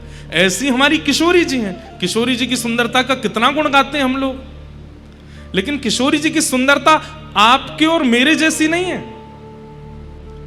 हमारी आपकी सुंदरता किसी के चित्त में दुर्भाव प्रकट कर सकती है, पर किशोरी जी की सुंदरता, किसी का चित्त दूषित है तो किशोरी जी को देख ले तो शुद्ध और हो जाएगा।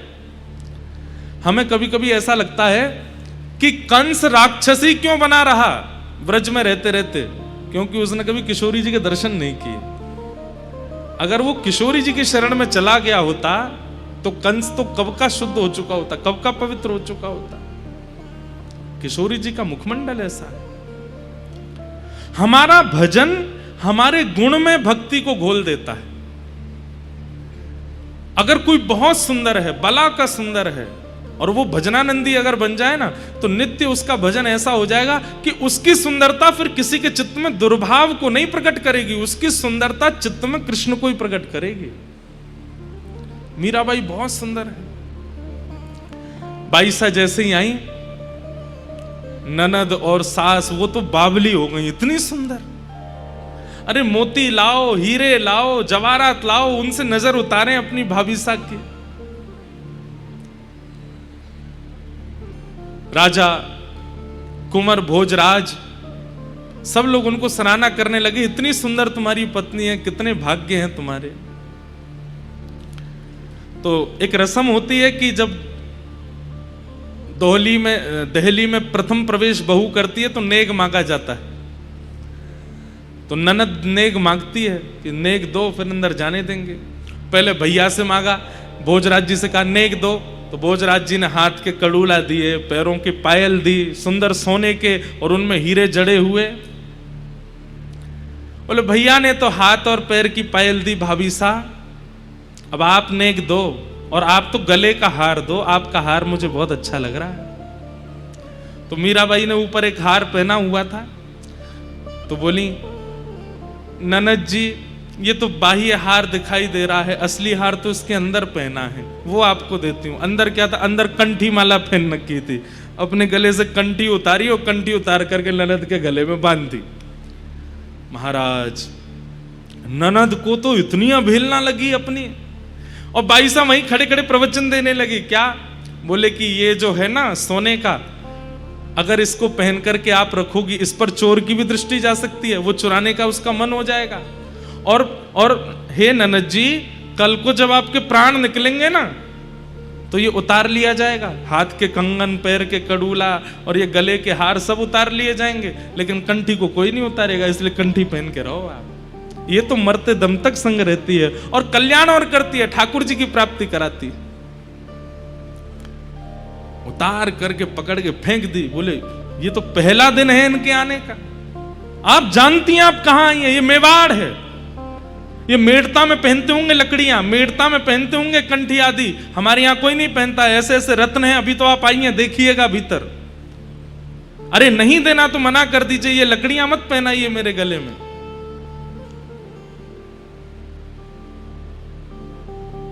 भाई साहब तो प्रसन्न मुद्रा में कुछ नहीं बोले, भीतर चली गई।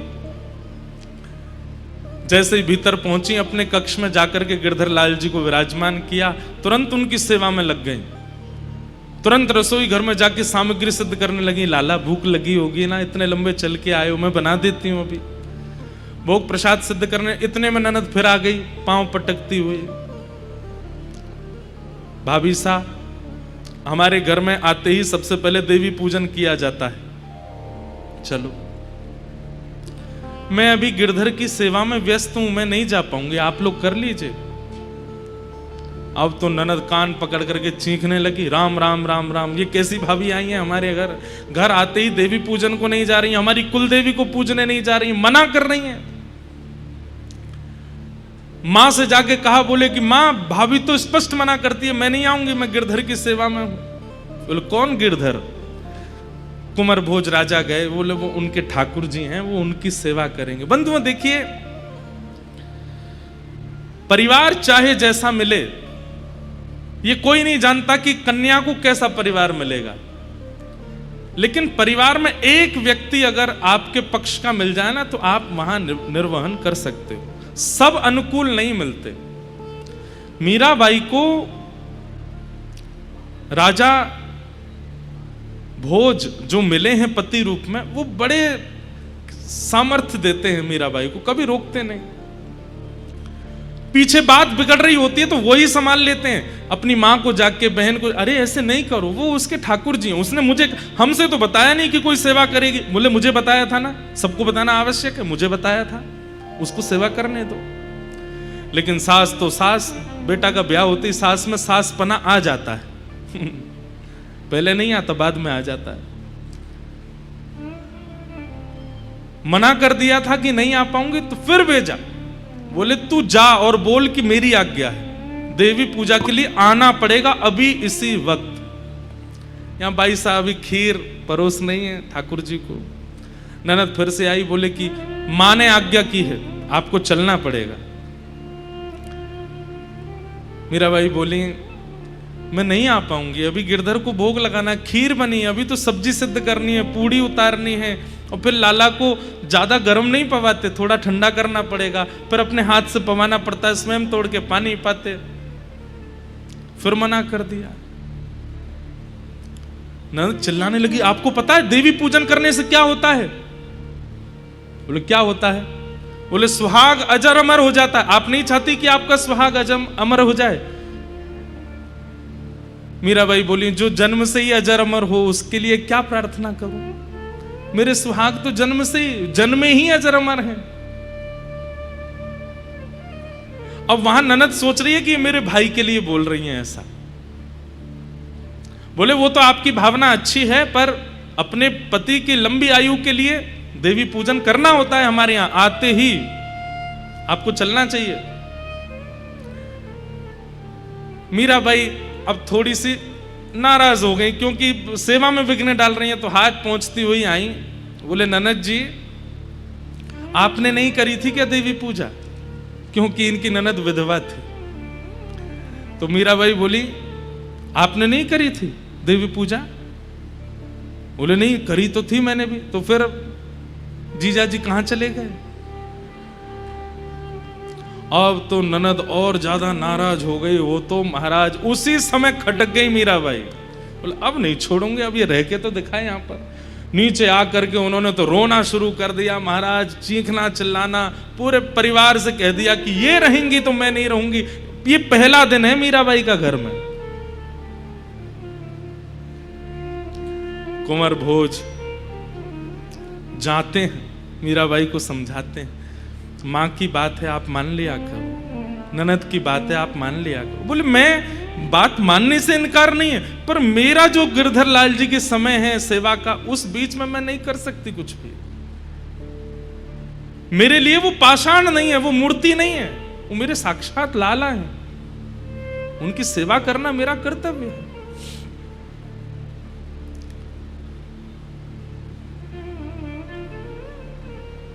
पैसा रहती है, लेकिन यहां तो सब विपरीत भाव में आ गए। एक दिन राजा कुंवर भोज ने मीराबाई से कहा कि आप इतनी सेवा करती हैं, इतना ठाकुर जी का भाव रखती हैं, मैं जब भी आपको देखता हूं, आपको देखते ही मेरे चित्त में पता नहीं कैसे अनायास प्रेम बढ़ने लगता है। मैं चाहता हूं कि आप मुझे कुछ दर्शन कराओ, मुझे कुछ अनुभव कराओ। आपको अनुभव होते होंगे, मुझे भी अनुभव करा दीजिए। तो मीराबाई बोली मैं आपको कुछ दिखाती हूं। आज तक नहीं दिखाया, आज दिखाती हूं। बोले क्या? तो मीराबाई एक संदूक लेकर के आई और वो संदूक खोल करके जैसे ही उसमें से रत्न प्रकट किए।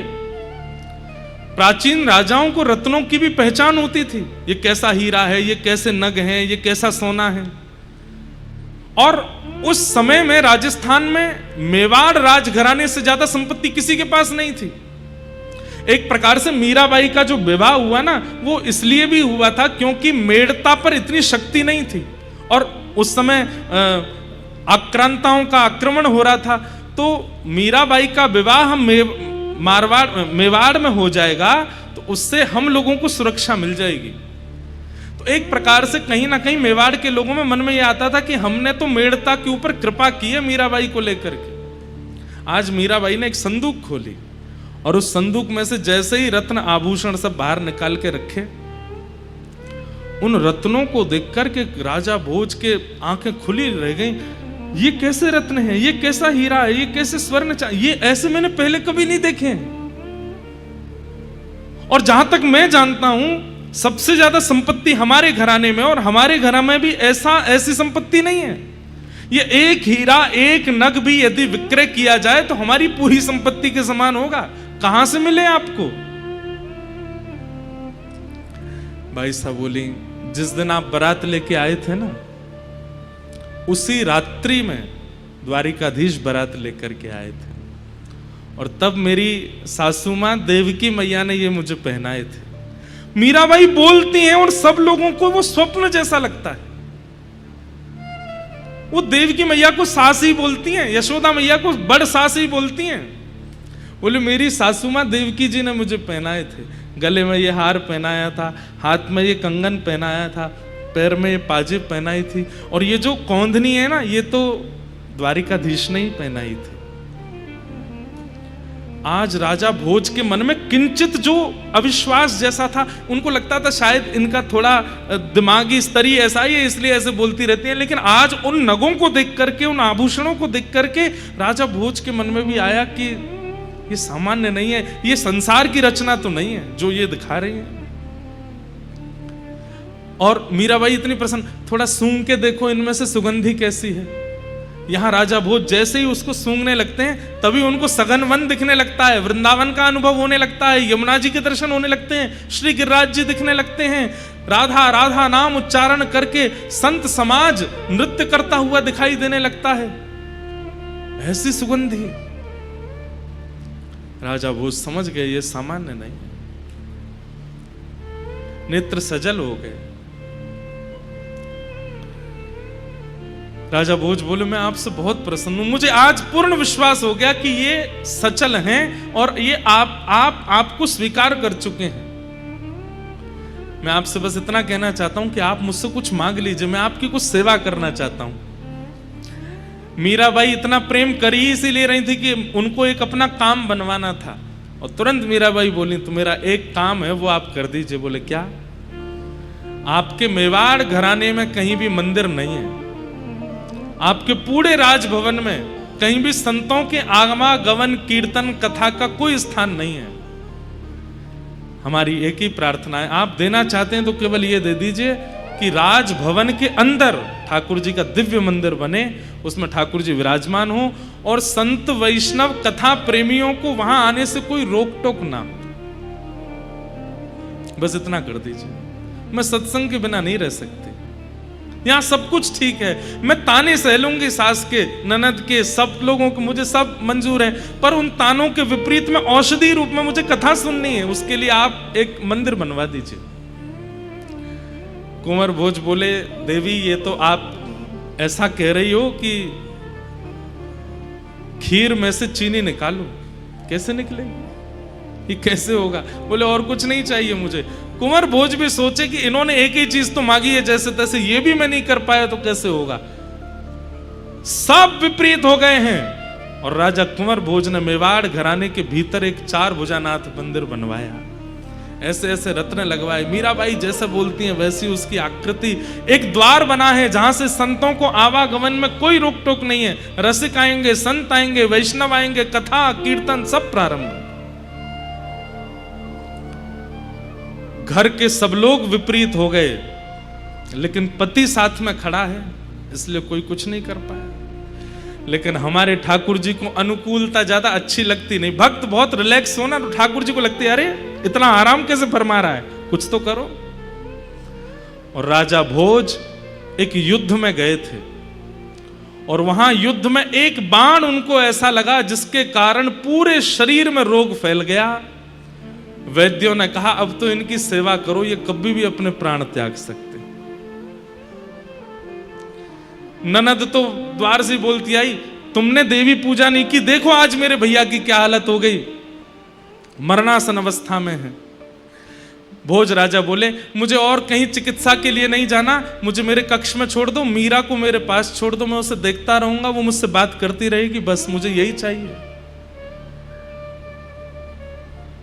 मीराबाई लाल जी की सेवा करती हैं, चरणामृत पिलाती हैं, भोग लगाती हैं, भोग पवाती हैं, आसन पर बस लेटे हैं भोज राजा। एक दिन आया जिस दिन उनको अनुभव हुआ कि बस आज मेरे प्राण चले जाएंगे। आज पहली बार मीराबाई का स्पर्श किया, हाथ पकड़ लिया, आप यहीं बैठो, आपने मुझसे एक बात मांगी थी मैंने पूरी की, अब मैं आपसे कुछ मांगू? मीराबाई बोली क्या? बोले मुझे भी वो दर्शन करना है जो आप करती। बंधुओं, मीराबाई तभी एक कीर्तन गाने लगी और उस कीर्तन को गाते गाते गाते गाते राजा भोज मीराबाई की गोद में ही सर रख करके लेटे हैं और बाई साहब के मुख की ओर देख रहे हैं। और उस कीर्तन को गाते गाते गाते गाते तभी राजा भोज ने एक बार अपनी पलक झपकी और जैसे ही खोल करके देखा तो श्री मीराबाई के रूप में ही प्यारे गिरधर लाल प्रकट हो गए और राजा भोज को दर्शन होने लगा। राजा भोज बोले आंख खोलती मीरा है पर देखते गिरधर हैं, मुख खोलती मीरा है पर बोलते गिरधर हैं, चलती मीरा है पर हृदय में गिरधर हैं। ये मीरा तो बाहर की काया है पर इसके चित्त में जो आत्मरूप धारण करके बैठा है वो तो साक्षात गिरधर है। आज मीराबाई के रूप में ही प्यारे गिरधर लाल जी का दर्शन हो गया, नेत्र सजल हो गए राजा भोज के। और कहा अब एक चीज और दे दीजिए। बोले क्या? अपने चरण स्पर्श करा दीजिए। मीराबाई बोली ये आज्ञा तो मैं नहीं दे सकती। बोले नहीं, बस और कुछ नहीं चाहिए, बस अपने चरण स्पर्श करा दीजिए एक बार। मीराबाई बार बार मना करती रही, पर राजा भोज जिद पर अड़ गए। मैं तब तक प्राण नहीं त्यागूंगा, मुझे प्राण त्यागने हैं, अब मेरा अंतिम समय है। आज मीराबाई भी रो रही हैं। बोले कि आप मेरे परम मित्र हैं, आप मेरे परम सखा हैं, इस प्रकार आप मत जाइए। बोले बस अपना चरण स्पर्श करा दीजिए। बाईसा तो मना करती नहीं, पर राजा भोज ने जैसे ही बाईसा के चरण स्पर्श किए और स्पर्श करके माथे से अपना हाथ लगाया, उसी क्षण राजा भोज उनके प्राण निकल गए। हाहाकार मच गया मेवाड़ में। हमारे युवराज चले गए, दौड़ करके जाके देखा तो एक और बात थी। आज वैसे तो मीराबाई कभी श्रृंगार करती नहीं थी, जोगन भेष में रहती थी। आज उन्होंने पता नहीं ठाकुर जी का कोई उत्सव करने के लिए 16 श्रृंगार और कर रखे हैं। सर से नख तक पूरे श्रृंगार में है आज मीराबाई, और उनकी गोद में राजा भोज मरणासन है, मृत्यु सैया पर है, मर चुके हैं। और इस दृश्य को देख करके तो और आग बबूला हो गए घर के लोग।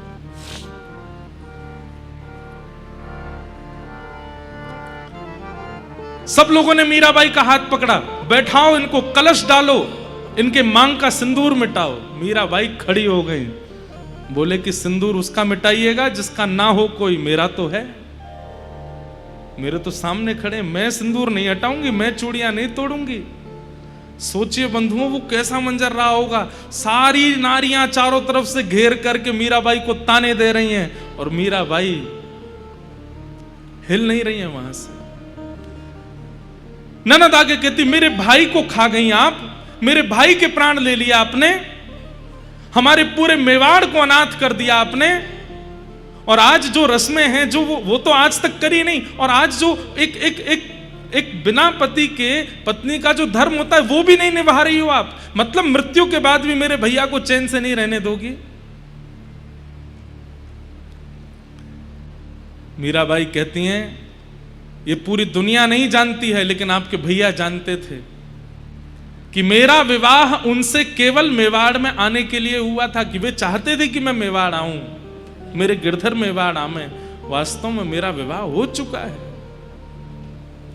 क्या पागलपना करती रहती हो, किससे विवाह हुआ है तुम्हारा? मेरे तो गिरधर गोपाल दूसरो न कोई, मेरे तो गिरधर गोपाल दूसरो न कोई, मेरे तो गिरधर गोपाल दूसरो न कोई, मेरे तो गिरधर गोपाल दूसरो न कोई। जाके सिर मोर मुकुट मेरो पति सोए, जाके सिर मोर मुकुट मेरो पति सोई। तात मात भ्रात बंधु, तात मात भ्रात बंधु, तात मात भ्रात बंधु, तात मात भ्रात बंधु, अपनो नहीं कोई, मेरे तो गिरधर गोपाल दूसरो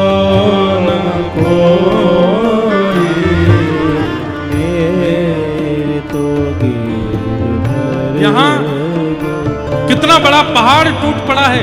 एक तरफ राजा कुंवर भोज की अर्थी जा रही है और दूसरी तरफ मीराबाई गिरधर लाल को कस के पकड़ के खड़ी हैं और ना जाने कितनी नारियां वहां पर उनको खींच रही हैं उनके हाथ के चूड़ियां तोड़ने के लिए, मांग का सिंदूर मिटाने के लिए।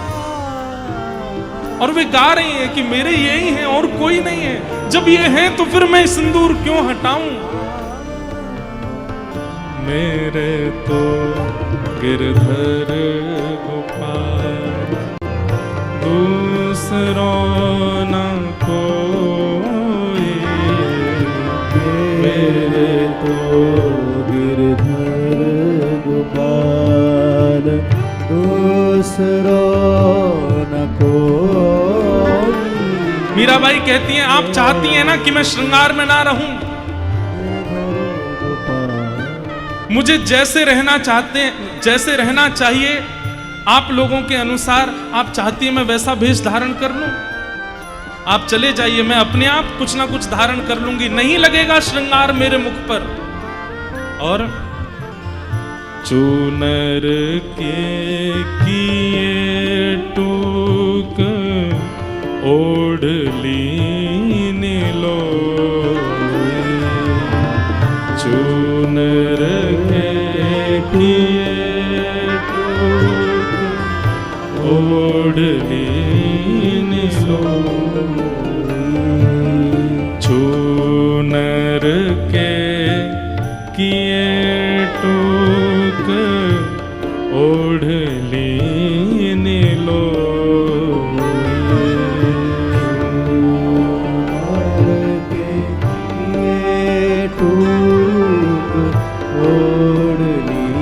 और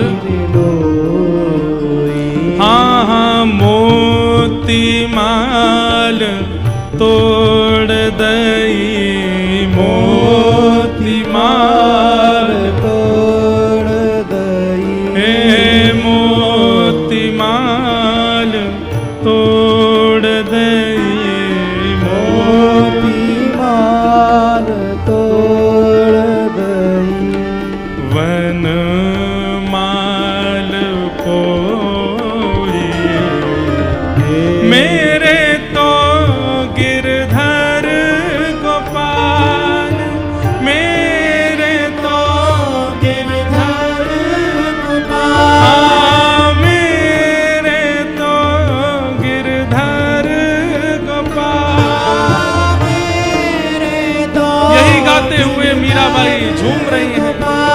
भक्तमती मीराबाई की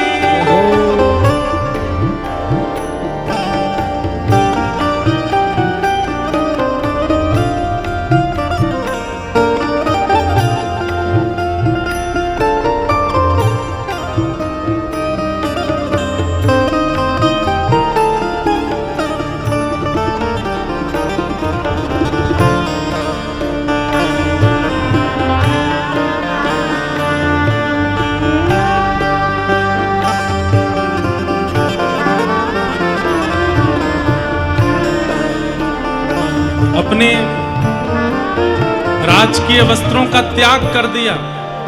जो मीरा बचपन से आज तक एक राजकुमारी तो है ही, उसी वेश में रहती, लेकिन आज बैरागन हो गई है। केवल एक सामान्य सी लोई मतलब सॉल उसको ओढ़ लिया है।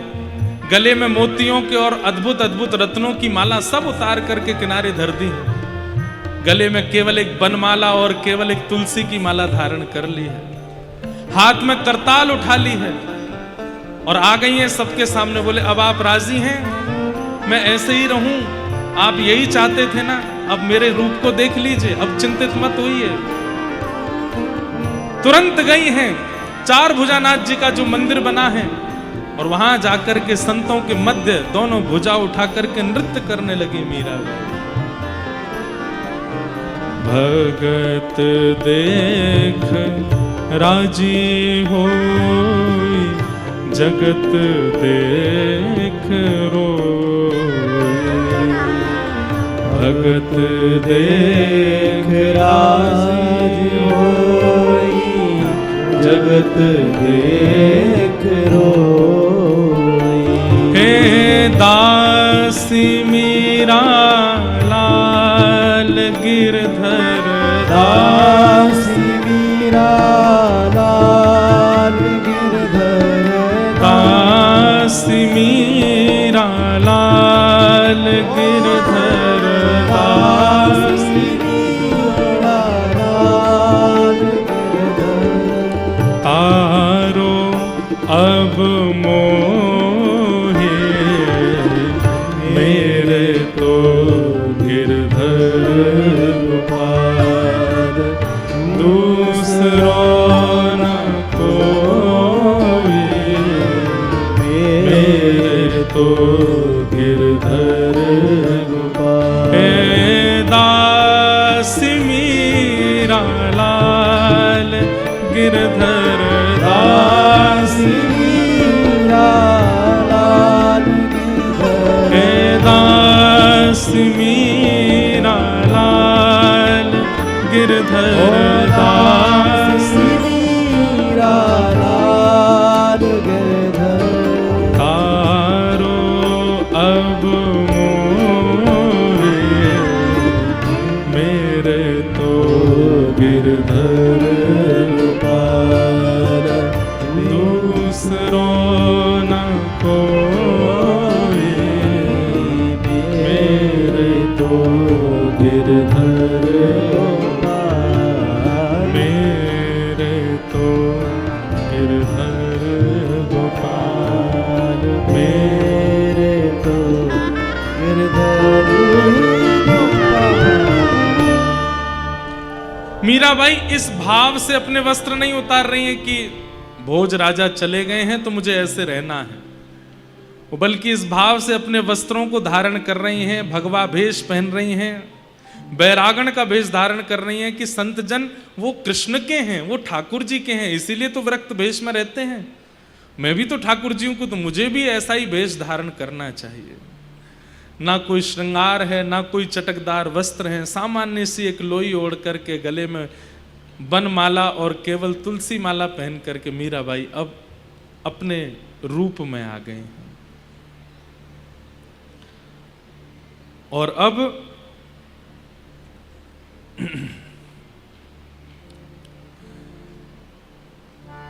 मेवाड़ का राजा बना दिया गया है कुंवर भोजराज के छोटे भाई को, जिसे सब राणा कह करके बुलाते हैं। और आप सुनकर के आश्चर्यचकित होंगे, राज्य गद्दी पर बैठते ही राजा सबसे पहला निर्णय जो लेता है वो निर्णय बहुत महत्वपूर्ण होता है। और यहां राणा ने सबसे पहले राज्य गद्दी पर बैठते ही निर्णय लिया है, मीराबाई की मृत्यु, मेरे भाई को मारने वाली, मेरे पूरे परिवार का नाश करने वाली मीरा को मैं जीवित नहीं देख सकता। उसे मरवाना है, चाहे जैसे मरे, उनकी मृत्यु मुझे चाहिए।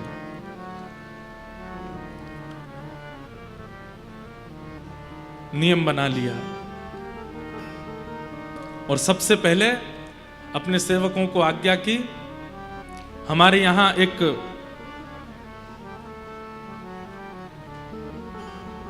बंदी बना हुआ बाघ है, एक शेर है, उस शेर को मीराबाई के कक्ष के पास छोड़ दो। और बहुत दिनों से भूखा भी है, खा जाएगा, खत्म होगा कंटक हमारा। जाकर के उस बाघ को छोड़ दिया मीराबाई के कक्ष के सामने। सुबह सुबह का समय मीराबाई भोर का पद गा रही हैं, ठाकुर जी को जगा रही हैं। जागिए गोपाल लाल, जागिए गोपाल लाल, जागिए गोपाल लाल। गा रही हैं पद, और उसी समय सखियों की दौड़ने की आवाज आती है, हाथ से थाल छूट गए हैं, सब चीख रही हैं। मीराबाई कहती, क्या हुआ, तुम इतनी घबरा क्यों रही हो? बोले, भाई साहब बाहर मत जाइएगा, छुप जाइए जल्दी। क्यों? अरे एक बाघ आ गया है, आपके द्वार पर खड़ा है। मीराबाई ने जैसे सुना बाघ, सुबह जो माला, जो भोग, जो प्रसादी, जो आरती गिरधर लाल जी के लिए तैयार करके रखी है, उन सबको एक थाल में सजा करके मीराबाई जा रही हैं। सखियां कह रही, भाई साहब उधर मत जाइए, वहां बाघ बैठा है। वहीं की ओर जाती हैं और जैसे ही बाघ की ओर दृष्टि डाल करके देखा है, तुरंत अपनी सखियों से कहती हैं, अरे तुम घबरा रही हो, ये बाघ नहीं है, तो मेरे ठाकुर जी का ही एक रूप है। आज साक्षात मेरी सेवा से प्रसन्न होकर नृसिंह आए हैं द्वार पर। अरे आओ, जल्दी दिया लेकर के आओ, बाती लेकर के आओ, नजर उतारनी है, स्वागत करना है, ठाकुर जी आए हमारे द्वार पर। सखियां तो कह रही हैं, ये तो खुद तो मरेंगी, हमको और मरवाएंगी साथ में। लेकिन वहां दूर सब सैनिक खड़े हैं, वो भी देख रहे हैं कि ये जब खा जाएगा तो इसको बंदी बना के ले जाएंगे। और यहां सब सखियां घबरा रही हैं कि पता नहीं क्या होगा। लेकिन बाईसा जैसे ही गई, जो घुर्रा रहा था, बार बार दहाड़ रहा था नाहर, बाईसा को देखते ही शांत हो गया, बैठ गए। और बाईसा ऐसे बात कर रही हैं, आ गए आप, आज इतने विशेष रूप में क्यों आए हैं? आज नृसिंह चतुर्दशी तो नहीं है और यहां आसपास कोई हिरण्यकश्यप भी नहीं है, तो फिर आप ऐसे रूप में क्यों आए हैं? अच्छा, तो मैं समझ गई, आप निश्चित ही राणा को हिरण्यकश्यप रूप में देख रहे हो ना? नहीं नहीं, ऐसा मत कीजिएगा। और बाईसा कहती हैं, अब आप आ गए हैं, थोड़ा स्वागत स्वीकार कीजिए। अपने हाथ से माला पहना रही हैं, अपने हाथ से तिलक कर रही हैं, और जो भोग प्रसादी गिरधर लाल जी के लिए लेकर के बैठी थी, बोले आप गिरधर ही तो आए हैं मेरे सामने। अपने हाथ से, जैसे कोई बछिया बछड़ा को पवाता है, ऐसे अपने हाथ से पवा रही हैं उस बाघ को। सब जगह मेरे ठाकुर जी हैं। ये दृश्य देख करके सब आश्चर्यचकित हो गए। और बाईसा ने जैसे प्रणाम करके आरती की है, वो बाघ वहां से उल्टे पैर लौट करके चला गया, कुछ नहीं बिगाड़ पाया। और बाईसा तुरंत लौट करके आई, हाथ धो करके अपने लाल जी की सेवा में लग गए। इतना सामान्य था सबके लिए। सबने जाकर के राणा जी को बताया, बोले बाघ तो कुछ नहीं बिगाड़ पाया, बल्कि मीराबाई ने तो माला पहनाई, आरती करी, उसको अपने हाथ से प्रसाद पवाया। अब बंधुओं, ऐसी स्थिति में सोच विचार तो ये करना चाहिए कि भाई उनकी भक्ति कैसी है कि बाघ भी उनसे कुछ नहीं बोला। लेकिन राणा क्या विचार कर रहा है, ये छोटे देश की आई है ना, जादू सीख के आई है, इसको तंत्र आता है, और उस तंत्र से इसने बाघ को अपने वश में कर लिया। पहले मेरे भैया को अपने वश में किया था, अब उस बाघ को अपने वश में कर लिया है। अरे बहुत बड़ी तांत्रिक है, इसके तंत्र मंत्र की विद्याओं में ये सब जीव फंस जाते हैं।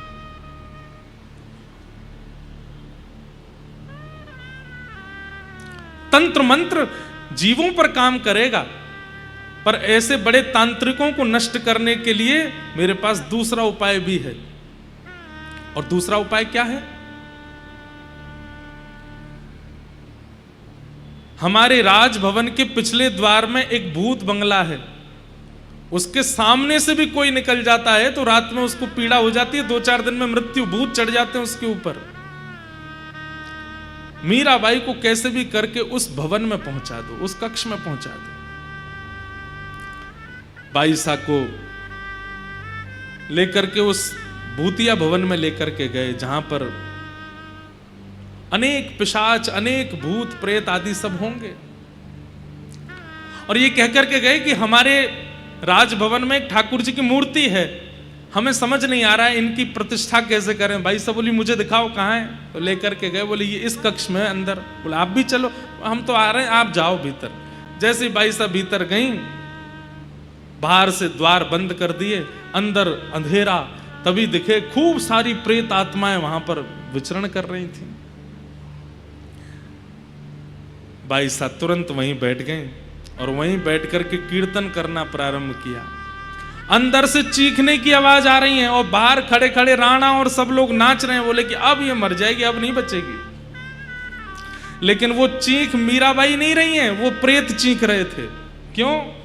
कीर्तन भजन सुन के वो सब मुक्त हो करके जा रहे थे। अब तो ऐसी स्थिति हो गई, वो प्रेत जा जा करके और प्रेतों को लेकर के आए। बोले अपनी मुक्ति चाहते हो तो चलो उस भवन में, वहां मीराबाई कीर्तन कर रही है। और मीराबाई के कीर्तन सुनकर के जितने प्रेत थे सब प्रणाम करके मुक्त होके वहां से प्रस्थान कर गए। थोड़ी देर बाद जब चीखें आनी बंद हो गई तो राणा ने कहा द्वार खोल के देखो, उसका शव ले आओ अंदर से, नीला पड़ गया होगा। जैसे द्वार खोला, मीराबाई हाथ जोड़ते हुए भीतर से बाहर निकली। राणा आदि भग गए, बोले यही प्रेतनी बन गई है, अब तो हमें लगता है इसी के अंदर प्रेत आ गया। बोले नहीं नहीं, मैं प्रेत नहीं बनी हूं, वो जितने थे वो सब चले गए, उनके उद्धार नहीं हुआ था। मुझे अंदर ठाकुर जी तो कहीं मिले नहीं, पर वो सब प्रेत थे, तो मैंने सोचा क्या करें, कीर्तन करके सबको मुक्त कर दिया। अब भी राणा ने ये नहीं सोचा कि इनके भजन में कितना बल है। वो अब भी क्या सोच रहा है, इतनी बड़ी तंत्र विद्या जानती है कि प्रेतों को भी अपने वश में कर लेती है। भक्त की भक्ति समझना बहुत बड़ा काम है, और इसी से वैष्णव अपराध बनता है बंधुओं। जब हम किसी भक्त की भक्ति को आकलन करने लगते हैं और पहचान नहीं पाते और अपने मन में सोच लेते हैं ये बनते बहुत बड़े हैं पर हैं नहीं, यही वैष्णव अपराध है, और ठाकुर जी को यही प्रिय नहीं है।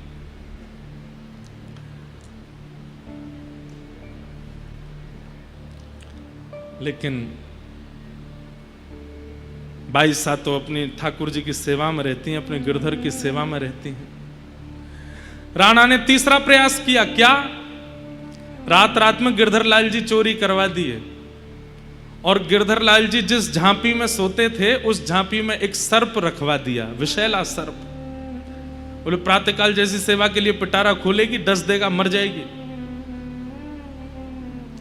गिरधर लाल जी तो अंतर ध्यान करवा दिए, चोरों से चोरी करवा दिए। मीराबाई सो रही थी, झांपी जी में सर्प ला करके बैठा दिया। प्रातःकाल होते ही बाईसा जैसे ही गई और जैसे ही जाकर के सेवा में प्रस्तुत हुई, जैसे ही झांपी खोली है, सब दूर झरोकों से खोल करके देख रहे थे। बोले जैसे सर्प डसेगा तो हम बता देंगे। सब झरोकों पर खड़े हैं, रात में सोए नहीं कोई भी, कि मीरा सुबह जल्दी उठ करके सेवा करती है। जैसे ही बाईसा ने झांपी खोली, झांपी खोल करके वस्त्र हटाया, झरोकों से सब देख रहे थे, सर्प अंतर्ध्यान, गिरधर लाल जी प्रकट हो गए वहां पर, गिरधर लाल जी बैठे। ये देख करके अब पता एक और चीज हो रही थी, जो जो राणा क्रम करता जा रहा है, हर क्रम में लोग भक्त होते जा रहे हैं। मीराबाई के एक प्रकार से अनुगत्य में आते जा रहे हैं। कईयों को विश्वास हो गया कि ये मीराबाई की भक्ति है। बंधुओं, ये सुनने में बहुत सरल सहज भावनाएं हैं, पर कभी अनुभव करके देखिए। एक अकेली लड़की जिसके ना मां है ना पिता है साथ में, एक पति थे वो भी चले गए और कोई साथ में नहीं है समर्थन देने वाला सेवा में, पर निडर अपनी भक्ति पर विश्वास, अपने गुरु पर विश्वास करके मीराबाई जैसे दांतों के बीच में जीव ऐसे रह रही हैं मेवाड़ में। कई बालक आते हैं, कईयों के पत्र आते हैं मेरे पास में। एक बालक आज सुबह मिलने का क्रम था, तो एक बालक आया, रोने लगा। बोले महाराज जी मेरे परिवार वाले 3 दिन से मुझसे बात नहीं कर रहे। मैंने कहा क्यों? बोले मैं कथा में आता हूं इसलिए। मुझे कभी कभी बहुत कष्ट लगता है, आपके बच्चे कहीं किसी बार में तो नहीं जा रहे ना, आपके बच्चे कहीं कुछ गलत खाने पीने तो नहीं जा रहे ना, कथा सुनने जा रहे हैं, सत्संग सुनने जा रहे हैं, अपने आप को सुधार रहे हैं, अपना आचरण सुधार रहे हैं, अपना भोजन सुधार रहे हैं। माता पिता को इससे पीड़ा कैसे हो सकती है? और एक बात बताऊं, माता पिता की पीड़ा मुझे पता है। उनको ये लगता है कि ये ज्यादा सुधर गया तो इसके लायक कैसे मिलेगा दूसरा साथी, क्योंकि संसार में सब सुधरे हुए नहीं है। चिंता क्यों करते हो आप? ठाकुर जी है ना, ठाकुर जी ढूंढ के लाएंगे उसके लिए कोई। भैया बालकों को संसारी बनाओगे तो आपको उसके लिए अनुकूल जीवन साथी ढूंढना पड़ेगा, पर वो बालक ठाकुर जी को भेजेगा तो ठाकुर जी उसके लिए ढूंढ के भेजेंगे। ठाकुर जी लाएंगे, या ते कर ब्याह या के संग रहे।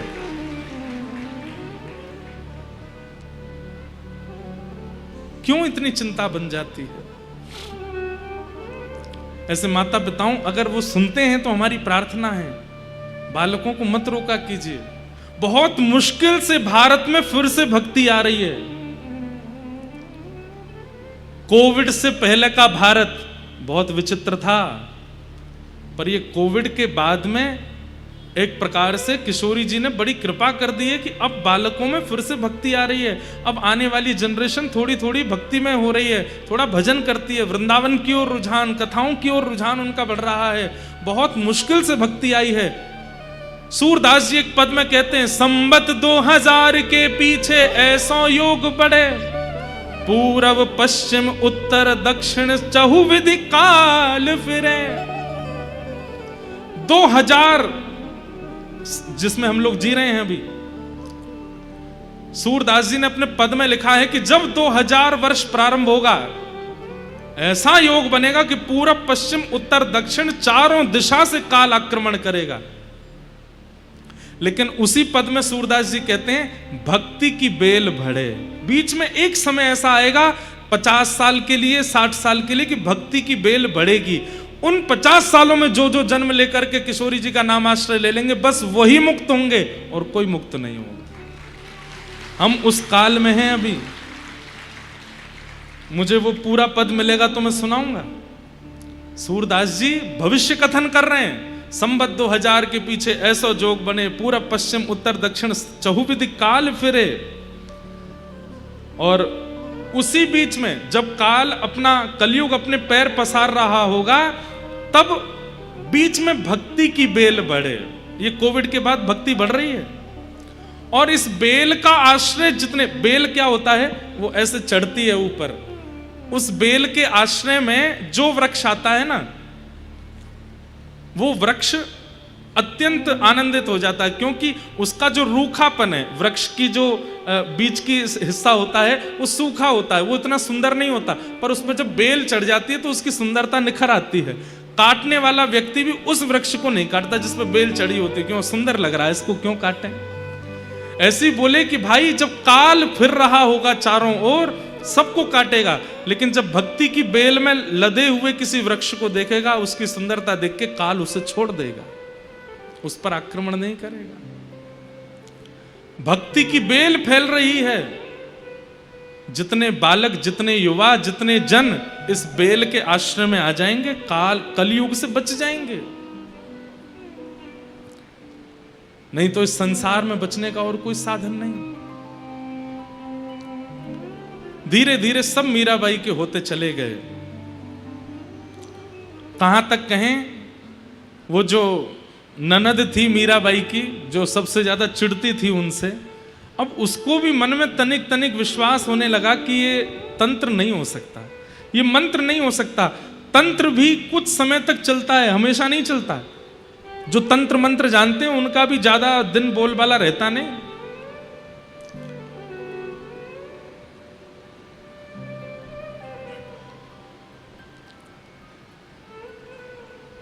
अंतिम प्रयास किया राणा ने। क्या प्रयास तो अनेक करने थे, पर इस प्रयास के बाद मीराबाई चली गई वहां से। और वो प्रयास क्या था? एक वैद्य को बुलाया और वैद्य से कहा, कोई ऐसा विष है जिसकी एक बूंद जीभ पे जाते ही व्यक्ति मर जाए? बोले महाराज है, लेकर के आओ। लेकर के विष आए, स्वर्ण के पात्र में रख करके, और अपने कुछ सैनिकों से कहा तिलक फोटा लगा करके तैयार होकर, जैसे मीरा के भक्त घूमते हैं वैसे ही बन करके जाओ, और उससे कहना जगन्नाथपुरी से जगन्नाथ भगवान का चरणामृत आया है, ले लो। कालकूट विष जिसकी सुगंधी भी अगर ले लें तो प्राण निकल जाएंगे, वो विष लेकर के मीराबाई के पास गए। और जैसे ही मीराबाई के पास पहुंचे, बाई साहब अपने ठाकुर जी की सेवा कर रही थी, किसी ने कहा, बोले जगन्नाथ भगवान का चरणामृत आया है, ले लीजिए। भाई साहब तुरंत उठ करके गई, बोले अरे चरणामृत रो नेम हमारो, ये तो नियम है मेरा कि चरणामृत और प्रसाद कहीं से भी आता है सबसे पहले मीराबाई लेती हैं, उसमें विलंब नहीं करती। और ये नियम भी है, किसी भी तीर्थ का, धाम का, कहीं का भी प्रसाद आवे, प्रसाद आते ही उसको स्वीकार करना, उसको तुरंत पाना चाहिए, तुरंत खोलो पालो।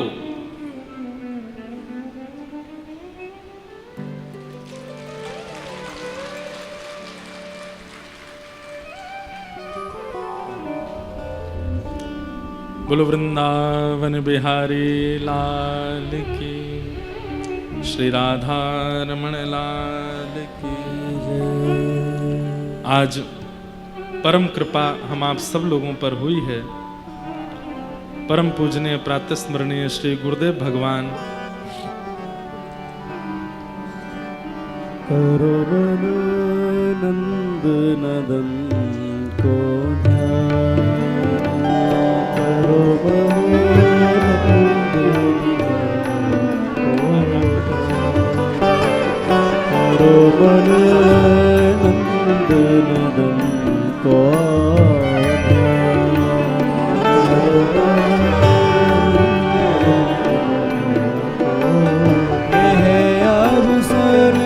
तो है फिर ना मिलेगा, यह अवसर तो है फिर ना मिलेगा। मेरो कहो रे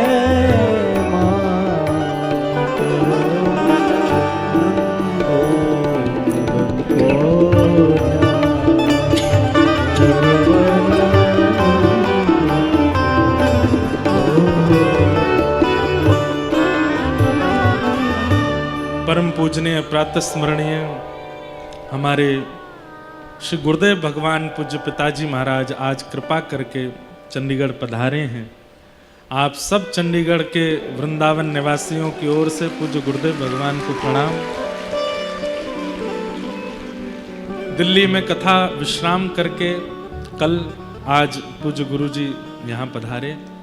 हमारा सौभाग्य है। बंधुओं, कभी कभी मन में एक बात आती है और बाईसा का चरित्र कहते कहते तो बार बार आती है कि ठाकुर जी ने बाईसा के पास उनकी भक्ति की अनुकूलता प्रकट करने वालों को रहने नहीं दिया।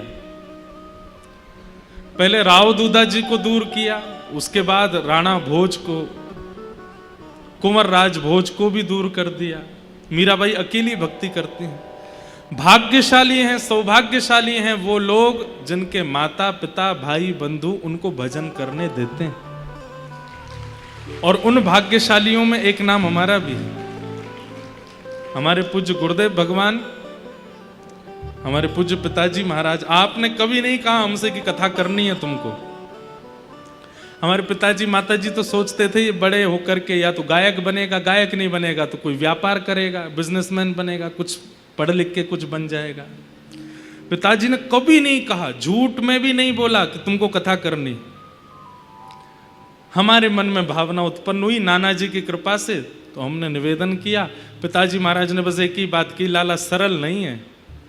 देखने में बहुत सरल लगता है व्यासपीठ पर बैठना, प्रवचन करना, पर यहां बैठ कर के केवल ख्याति प्राप्ति और दक्षिणा प्राप्ति के लिए प्रवचन नहीं होता। जितने लोग कथा में आते हैं उनके जीवन के परिवर्तन की जिम्मेवारी तुम्हारी बन जाएगी। और उसके लिए इतना भजन, इतना साधन, इतना अध्ययन करना पड़ेगा। तैयार हो तो ही करना। हमने कहा पिताजी आप मार्गदर्शन करना, जैसे आप कहेंगे करेंगे। और उन्हीं की कृपा से, उन्हीं के ही प्रोत्साहन से, उन्हीं के ही संरक्षण से आज ये भक्ति पथ जिस पर हम आप सब लोग चल रहे हैं, इस पर चलाने वाले हमारे पूज्य गुरुदेव ही हैं। उन्हीं की कृपा है। उन्होंने ही इतना अनुकूल बना दिया। हमारा मिलना नहीं हो पाता मेरा और पिताजी का बहुत दिनों तक। अब इतने व्यस्त, आपकी भी कथा मेरी भी कथा, अब तो हम कथाओं में ही मिलते हैं। या तो आपकी कथा में मैं पहुंच गया या मेरी कथा में आप आ गए। एक परिवार के लिए, सांसारिक परिवार के लिए बहुत मुश्किल होता है कि एक ही पुत्र है और वो भी घर में ना रहे, बाहर ही रहे। लेकिन ऐसे में भी पूज्य गुरुदेव भगवान ने बहुत अनुकूलता प्रकट की। जैसे तुम चाहो वैसे कथा करो, जैसे तुम।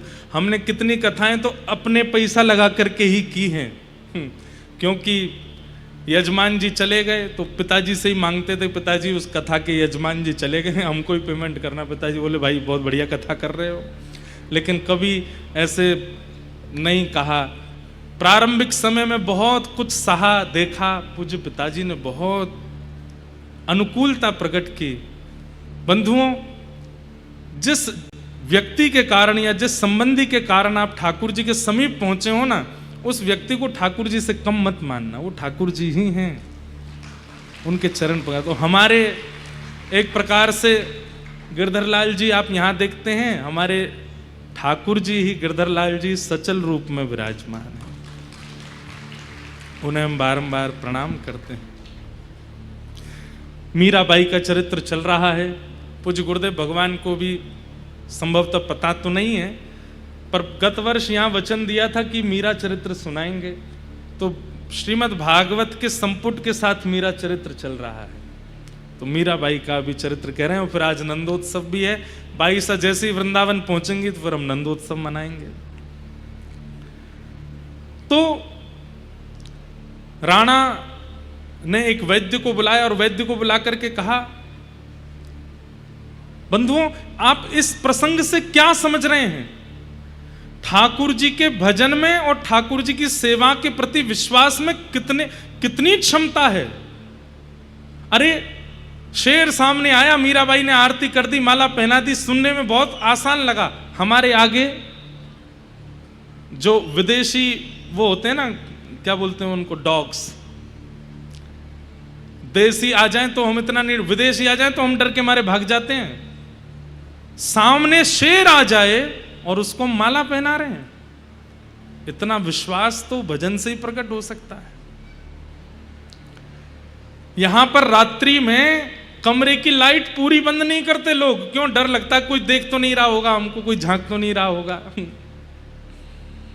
एक बार कोई घर आया था हमारे, तो ऐसी मजाक किया हमने कहा तुम कहाँ सोने जा रहे हो? रात में 12-1 बज गए। तो मैंने कि सुनो, सो जाना चुपचाप और कुछ मत करना। बोले क्यों, क्या बात है? मैंने कहा नहीं बस सो जाना और कुछ मत, और सुनो पहले ही वॉशरूम हो लेना। वो और डर गया, ऐसा क्या है? मैंने कहा बस सो जाना, बाकी तुम खिड़की की तरफ मत देखना। बोला मैं जा ही रहा हूं यहां से, मुझे नहीं रहना है, इतना क्यों डरा रहे हो? हम तो इतने डरपोक लोग हैं। लेकिन भाई साहब भूत बंगले में जाकर के भूतों का उद्धार कर आई, कैसे? भजन का बल, विश्वास। भजन केवल दिन रात गाने मात्र से नहीं होता, भजनानंदी कितनों का कल्याण करता है, तब समझो कि वो भजन करता है, उसकी उपस्थिति कल्याण कर दे।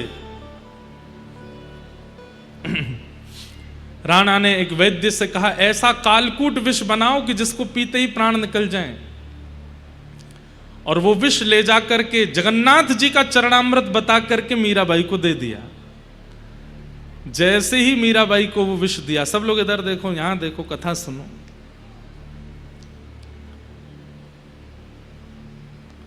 उतने में ही ननद जो देख रही थी उसको, उसके सामने ही सब होता था। आज पता नहीं उसके मन में क्या आया, दौड़ करके गई और बाईसा का हाथ पकड़ लिया, इसको मत पीना, जहर है। मैं जान गई हूं, मेरे दिव्य चक्षु खुल गए हैं। भाभी सा, आप जिस दिन पहले दिन आई, आपने मुझे कंठी पहनाई, मैंने उसी दिन उतार दी थी, परंतु आज मेरे चित्त को यह अनुभव हो गया है कि आप सामान्य नहीं, आपका भजन बल अतीत है। मैं वो कंठी ढूंढ करके लाई हूं जो मैंने ही फेंक दी थी, आज आपसे कह रही हूं मुझे पहना दो। मीराबाई ने आज वही कंठी पहना दी अपनी ननद को। और फिर उसके बाद ननद बोली, अब आप ये विष मत पियो। मीराबाई बोली, बताते समय सैनिकों ने कहा था जगन्नाथ जी का चरणामृत है। अब जिस प्रकार रसगुल्ला का नाम लेते ही रसगुल्ला के प्रेमी के जीभ पे पानी आ जाता है, समोसा का नाम लेते ही उसको चाहने वाले के मन में इच्छा प्रकट हो जाती है, अब भगवत चरणामृत नाम लेते ही मेरे मन में भावना प्रकट हो चुकी है। अब मेरी जिह्वा व्याकुल हो रही है चरणामृत को लेने की। अब तुम भले ही कहो ये विष है, पर मेरा मन तो हो रहा है कि मैं इसे ग्रहण कर लूं, धारण कर लूं। ननद रोने लगी, चरण पकड़ ली, नहीं भाभी साहब मुझे क्षमा कर दो, ये विष है, इसको मत पीना। बोले अब मैं नहीं पीऊंगी तो जैसे एक व्यसनी तड़पता है व्यसन के लिए, मेरी जिह्वा तड़प रही है इसको पान करने के लिए। जगन्नाथ जी का चरणामृत मैं कैसे छोड़ूं? तुम बैठी रहो, कुछ नहीं होगा। और लेकर के प्याला जैसे मुख से लगाया, पान कर लिया। कहते हैं ज्यों ज्यों घूंट ले रही हैं मीराबाई, त्यों त्यों उनके दिव्य रूप का तेज बढ़ रहा है, घट नहीं रहा है। और जैसे ही विष का पान किया है, रूप देख करके ननद ने तो उनको उसी समय गुरु बना लिया, कंठी तो पहना दी, अभी मेरी गुरु। कुछ नहीं हुआ मीराबाई को, तुरंत अपना मुख प्रक्षालन करके हाथ धो करके बैठ गई सेवा करने के लिए गिरधरलाल जी की। ननद अब दौड़ करके राणा जी के पास गई और जाके बोली, भैया मैं आपके चरण पकड़ती हूं। ये भाभी सामान्य नहीं है हमारी, इतना सब कुछ आपने किया, ये सब जगह से जीवित बच गई हैं, ये कोई तंत्र नहीं है, ये कोई मंत्र नहीं है, मैंने प्रत्यक्ष देखा है, ये उनकी भक्ति। राणा बोले, आज विष गया है, उसको पी के मरेगी वो। बोले, मैं लेकर के आई हूं पात्र साथ में, पी लिया है, कुछ नहीं हुआ उनको। ननद तो सुधर गई, लेकिन राणा अब भी नहीं सुधरा। कई लोग ऐसे होते हैं, वो भक्ति के प्रगाढ़ रूप को देखने के बाद भी उनके चित्त में कुछ नहीं परिवर्तन होता। कितने लोग ऐसे कथा में आते हैं, खूब कथा सुनते हैं, लेकिन फिर भी उनका चित्त परिवर्तित नहीं होता। हमारे पूज्य नाना जी कहते थे, बोले भैया करंट निकला है तो सारे बल्ब जलेंगे, लेकिन जो फ्यूज होगा वो ही नहीं जलेगा। जो अंदर से ही फ्यूज बैठा है वो नहीं जल सकता। मीराबाई की भक्ति के करंट से पूरा मेवाड़ प्रज्वलित होने लगा, लेकिन राणा अभी भी प्रज्वलित नहीं है, फ्यूज है भीतर से। मतलब इतना पाप है उसकी आत्मा और चित्त में कि वो मीराबाई को सन्मुख देखने के बाद भी उस पर कोई असर नहीं हो रहा।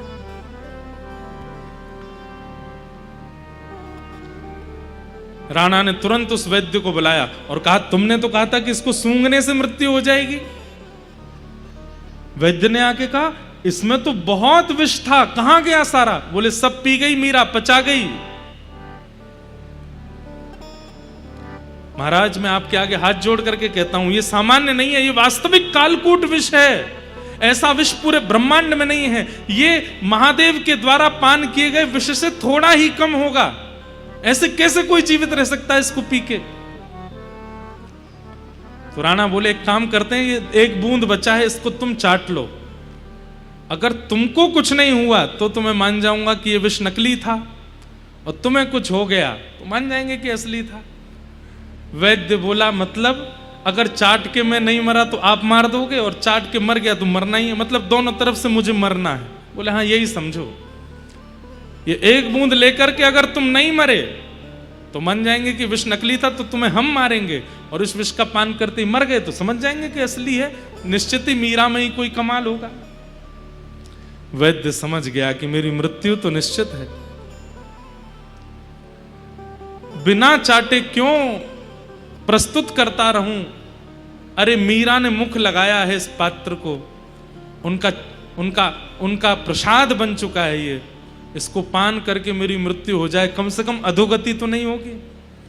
और उस एक बूंद विष को जैसे ही वैद्य ने अपनी जिह्वा पर धारण किया, पूरा शरीर कंपायमान होने लगा, नील पड़ गया, मुख से झाग निकल पड़े और वैद्य की मृत्यु हो गई। वैद्य तो मरा, और उस वैद्य के शव को उसके घर पहुंचाया। छोटे छोटे बच्चे थे उस वैद्य के, उन सब ने जैसे ही सुना कि मीरा के लिए विष बनाया था हमारे पिताजी ने, मीरा तो नहीं मरी लेकिन एक बूंद पी के हमारे पिताजी मर गए, वो सब बालक अपनी मां के साथ गए और मीराबाई के कक्ष के द्वार पर जाकर के रोने लगे। अपने पति को रख दिया सामने। मीराबाई सेवा में थी, तुरंत पूछी, ये रोने की आवाज क्यों आ रही है? दौड़ करके बाहर गई तो देखा तो एक पत्नी अपने पति को गोद में ली और छोटे छोटे बच्चे हाथ जोड़ करके रो रहे हैं, मीराबाई से प्रार्थना कर रहे हैं, हमारे पिताजी वापस भेज दो, हमारे घर में और कोई नहीं है। मीराबाई बोली, इनकी मृत्यु हुई कैसे? तब ननद ने आके पूरा सच्चाई बताई, आपके लिए विष बनाया था, आपको तो कुछ हुआ नहीं, उसकी एक बूंद भैया ने इसको पिला दी, जानने के लिए कि विष असली है कि नहीं, इनकी मृत्यु हो गई। मीराबाई गई अपने ठाकुर जी के सामने और अपने ठाकुर जी से जाके कहती हैं,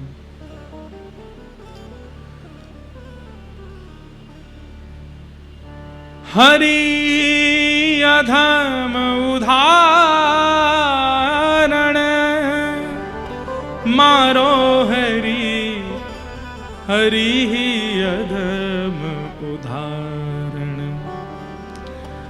गज बूढ़त अरज सुन धावा, गज बूढ़त अरज सुन धावा, भगता कष्ट निवारण, भगता कष्ट निवारण। हे गिरधर, आज तक मैंने आपसे कोई याचना नहीं की। मीराबाई ने आज तक प्रार्थना नहीं की है गिरधर लाल जी से, आज पहली बार कर रही हैं। हमेशा केवल रूप के लिए गाया होगा, हमेशा केवल कोई अपने मन का भाव गाया होगा, पर ठाकुर जी से आज पहली बार कुछ मांग रही हैं मीराबाई। एक गज ने आपको पुकारा था, उसकी अर्ज सुनते ही आप अपने गरुड़ पर बैठ करके उसका उद्धार करने के लिए गए थे।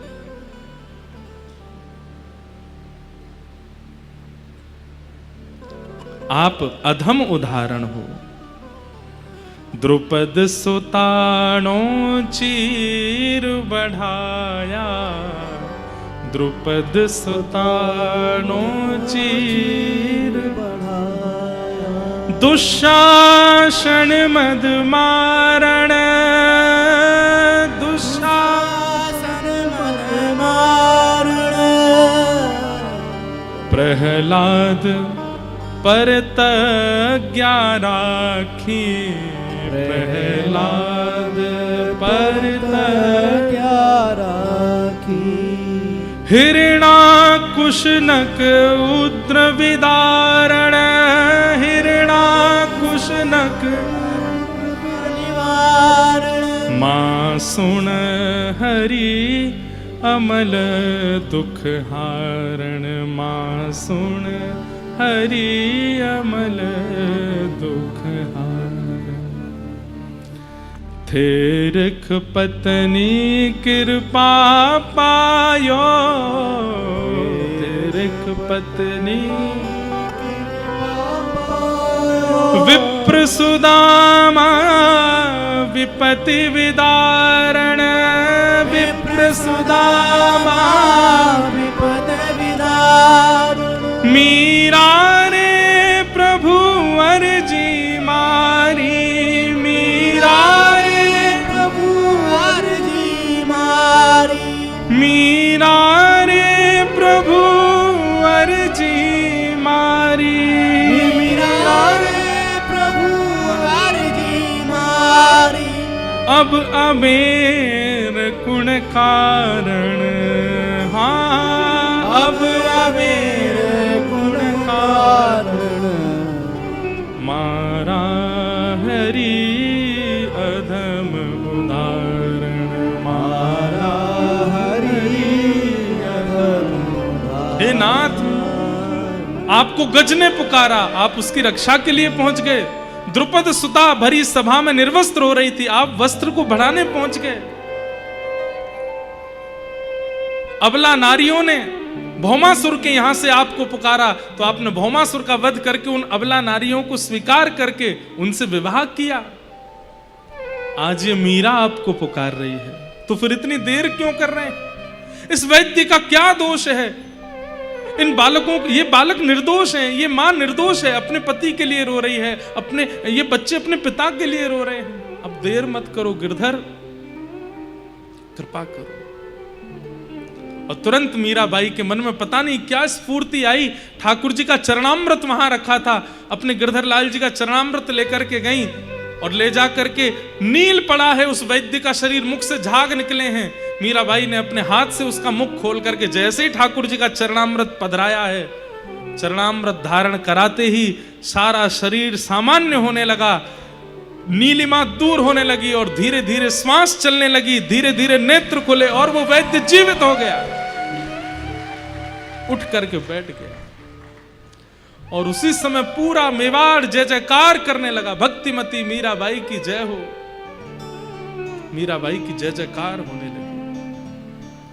पर मीराबाई ने इस घटना के बाद 3-4 दिन के लिए अपने आप को एकांत में बंद कर लिया, किसी से ना मिलती है, ना जुलती है, ना किसी को देखती हैं।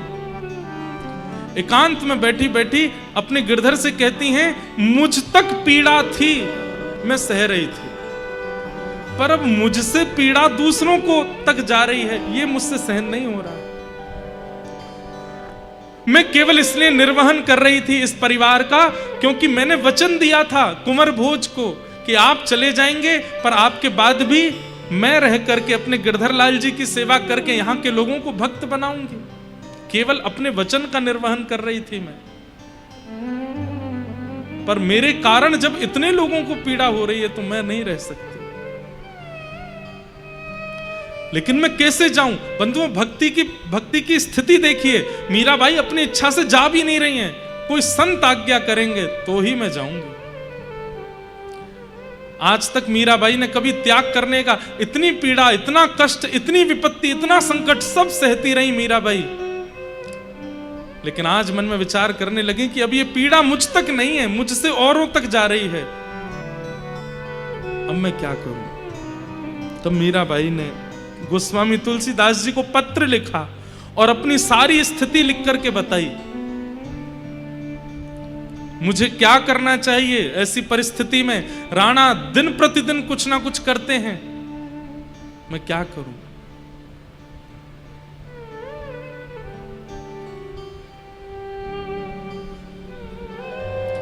हरि को मैं छोड़ नहीं सकती, अपना वचन निर्वहन मुझे करना है, आप आज्ञा करें मैं क्या करूं? गोस्वामी तुलसीदास जी ने एक चौपाई लिख करके भेजी मीराबाई को और कहा कि जाके ही अनाराम वही देही तजिए ताहि कोटि वैरिसम यद्यपि परम सने। गोस्वामी जी ने स्पष्ट लिख दिया, जिसके हृदय में हमारे आराध्य नहीं बैठे हों, ध्यान से सुनिएगा, जिसके हृदय में हमारे आराध्य नहीं बैठे हैं, उसी एक करोड़ों वैरियों के समान, अपने करोड़ों दुश्मनों के समान उसको जानिए जो आपके समान भक्ति नहीं करता है, जो आपके ठाकुर को नहीं मानता, आपके आराध्य को नहीं मानता, आपकी भक्ति में बाधक बनता है, आपके साथ कभी वृंदावन की स्मृति नहीं करता, वृंदावन का नाम, कथा का नाम, आदि आदियों का नाम सुनकर के चिढ़ जाता है और आपके ऊपर आक्षेप करने लगता है। इस प्रकार के व्यक्तियों को 100 दुश्मन के समान मानिए। जाके ही न राम वै देही तजिए ताहि कोटि वैरिसम, करोड़ों वैरियों के समान उसको तुरंत त्याग दो, चाहे वो कितना भी अपना क्यों ना हो, उसको छोड़ दो। प्रयास किए आपने, 2-3-4 बार प्रयास किए, उन प्रयासों से भी उसके हृदय में अगर भक्ति नहीं हो रही है, आपको तुरंत वहां से चले जाना चाहिए। गोस्वामी जी ने पद लिख करके भेज दिया। मीराबाई ने उसके बाद एक क्षण भी विचार नहीं किया, अपने गिरधर लाल जी को गोद में लिया, सब गिरधर लाल जी की सामग्री लेकर के, और मीराबाई ने मेवाड़ का त्याग कर दिया। कहते हैं बंधुओं,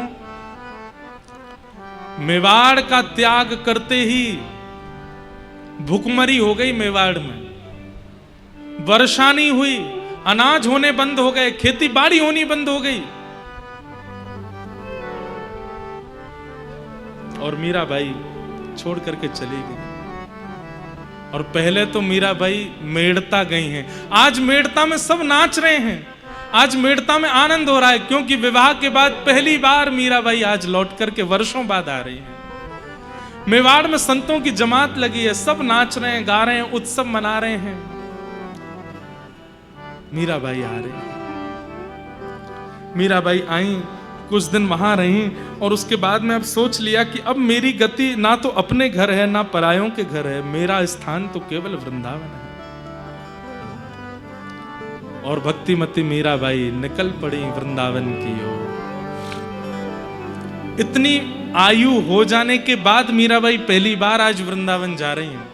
कहते हैं मीराबाई 5 कदम चलती हैं और वृंदावन पूछती हैं सखियों से कितना दूर रह गया, कहती हैं अभी तो इतना 100 कोश दूर है वृंदावन। वो सुनते ही बेहोश हो जाती हैं, बोले मुझे विश्वास नहीं हो रहा कि मैं वृंदावन जा रही हूँ, मैं अपने ससुराल जा रही हूँ, अपने प्रियतम के पास जा रही हूँ।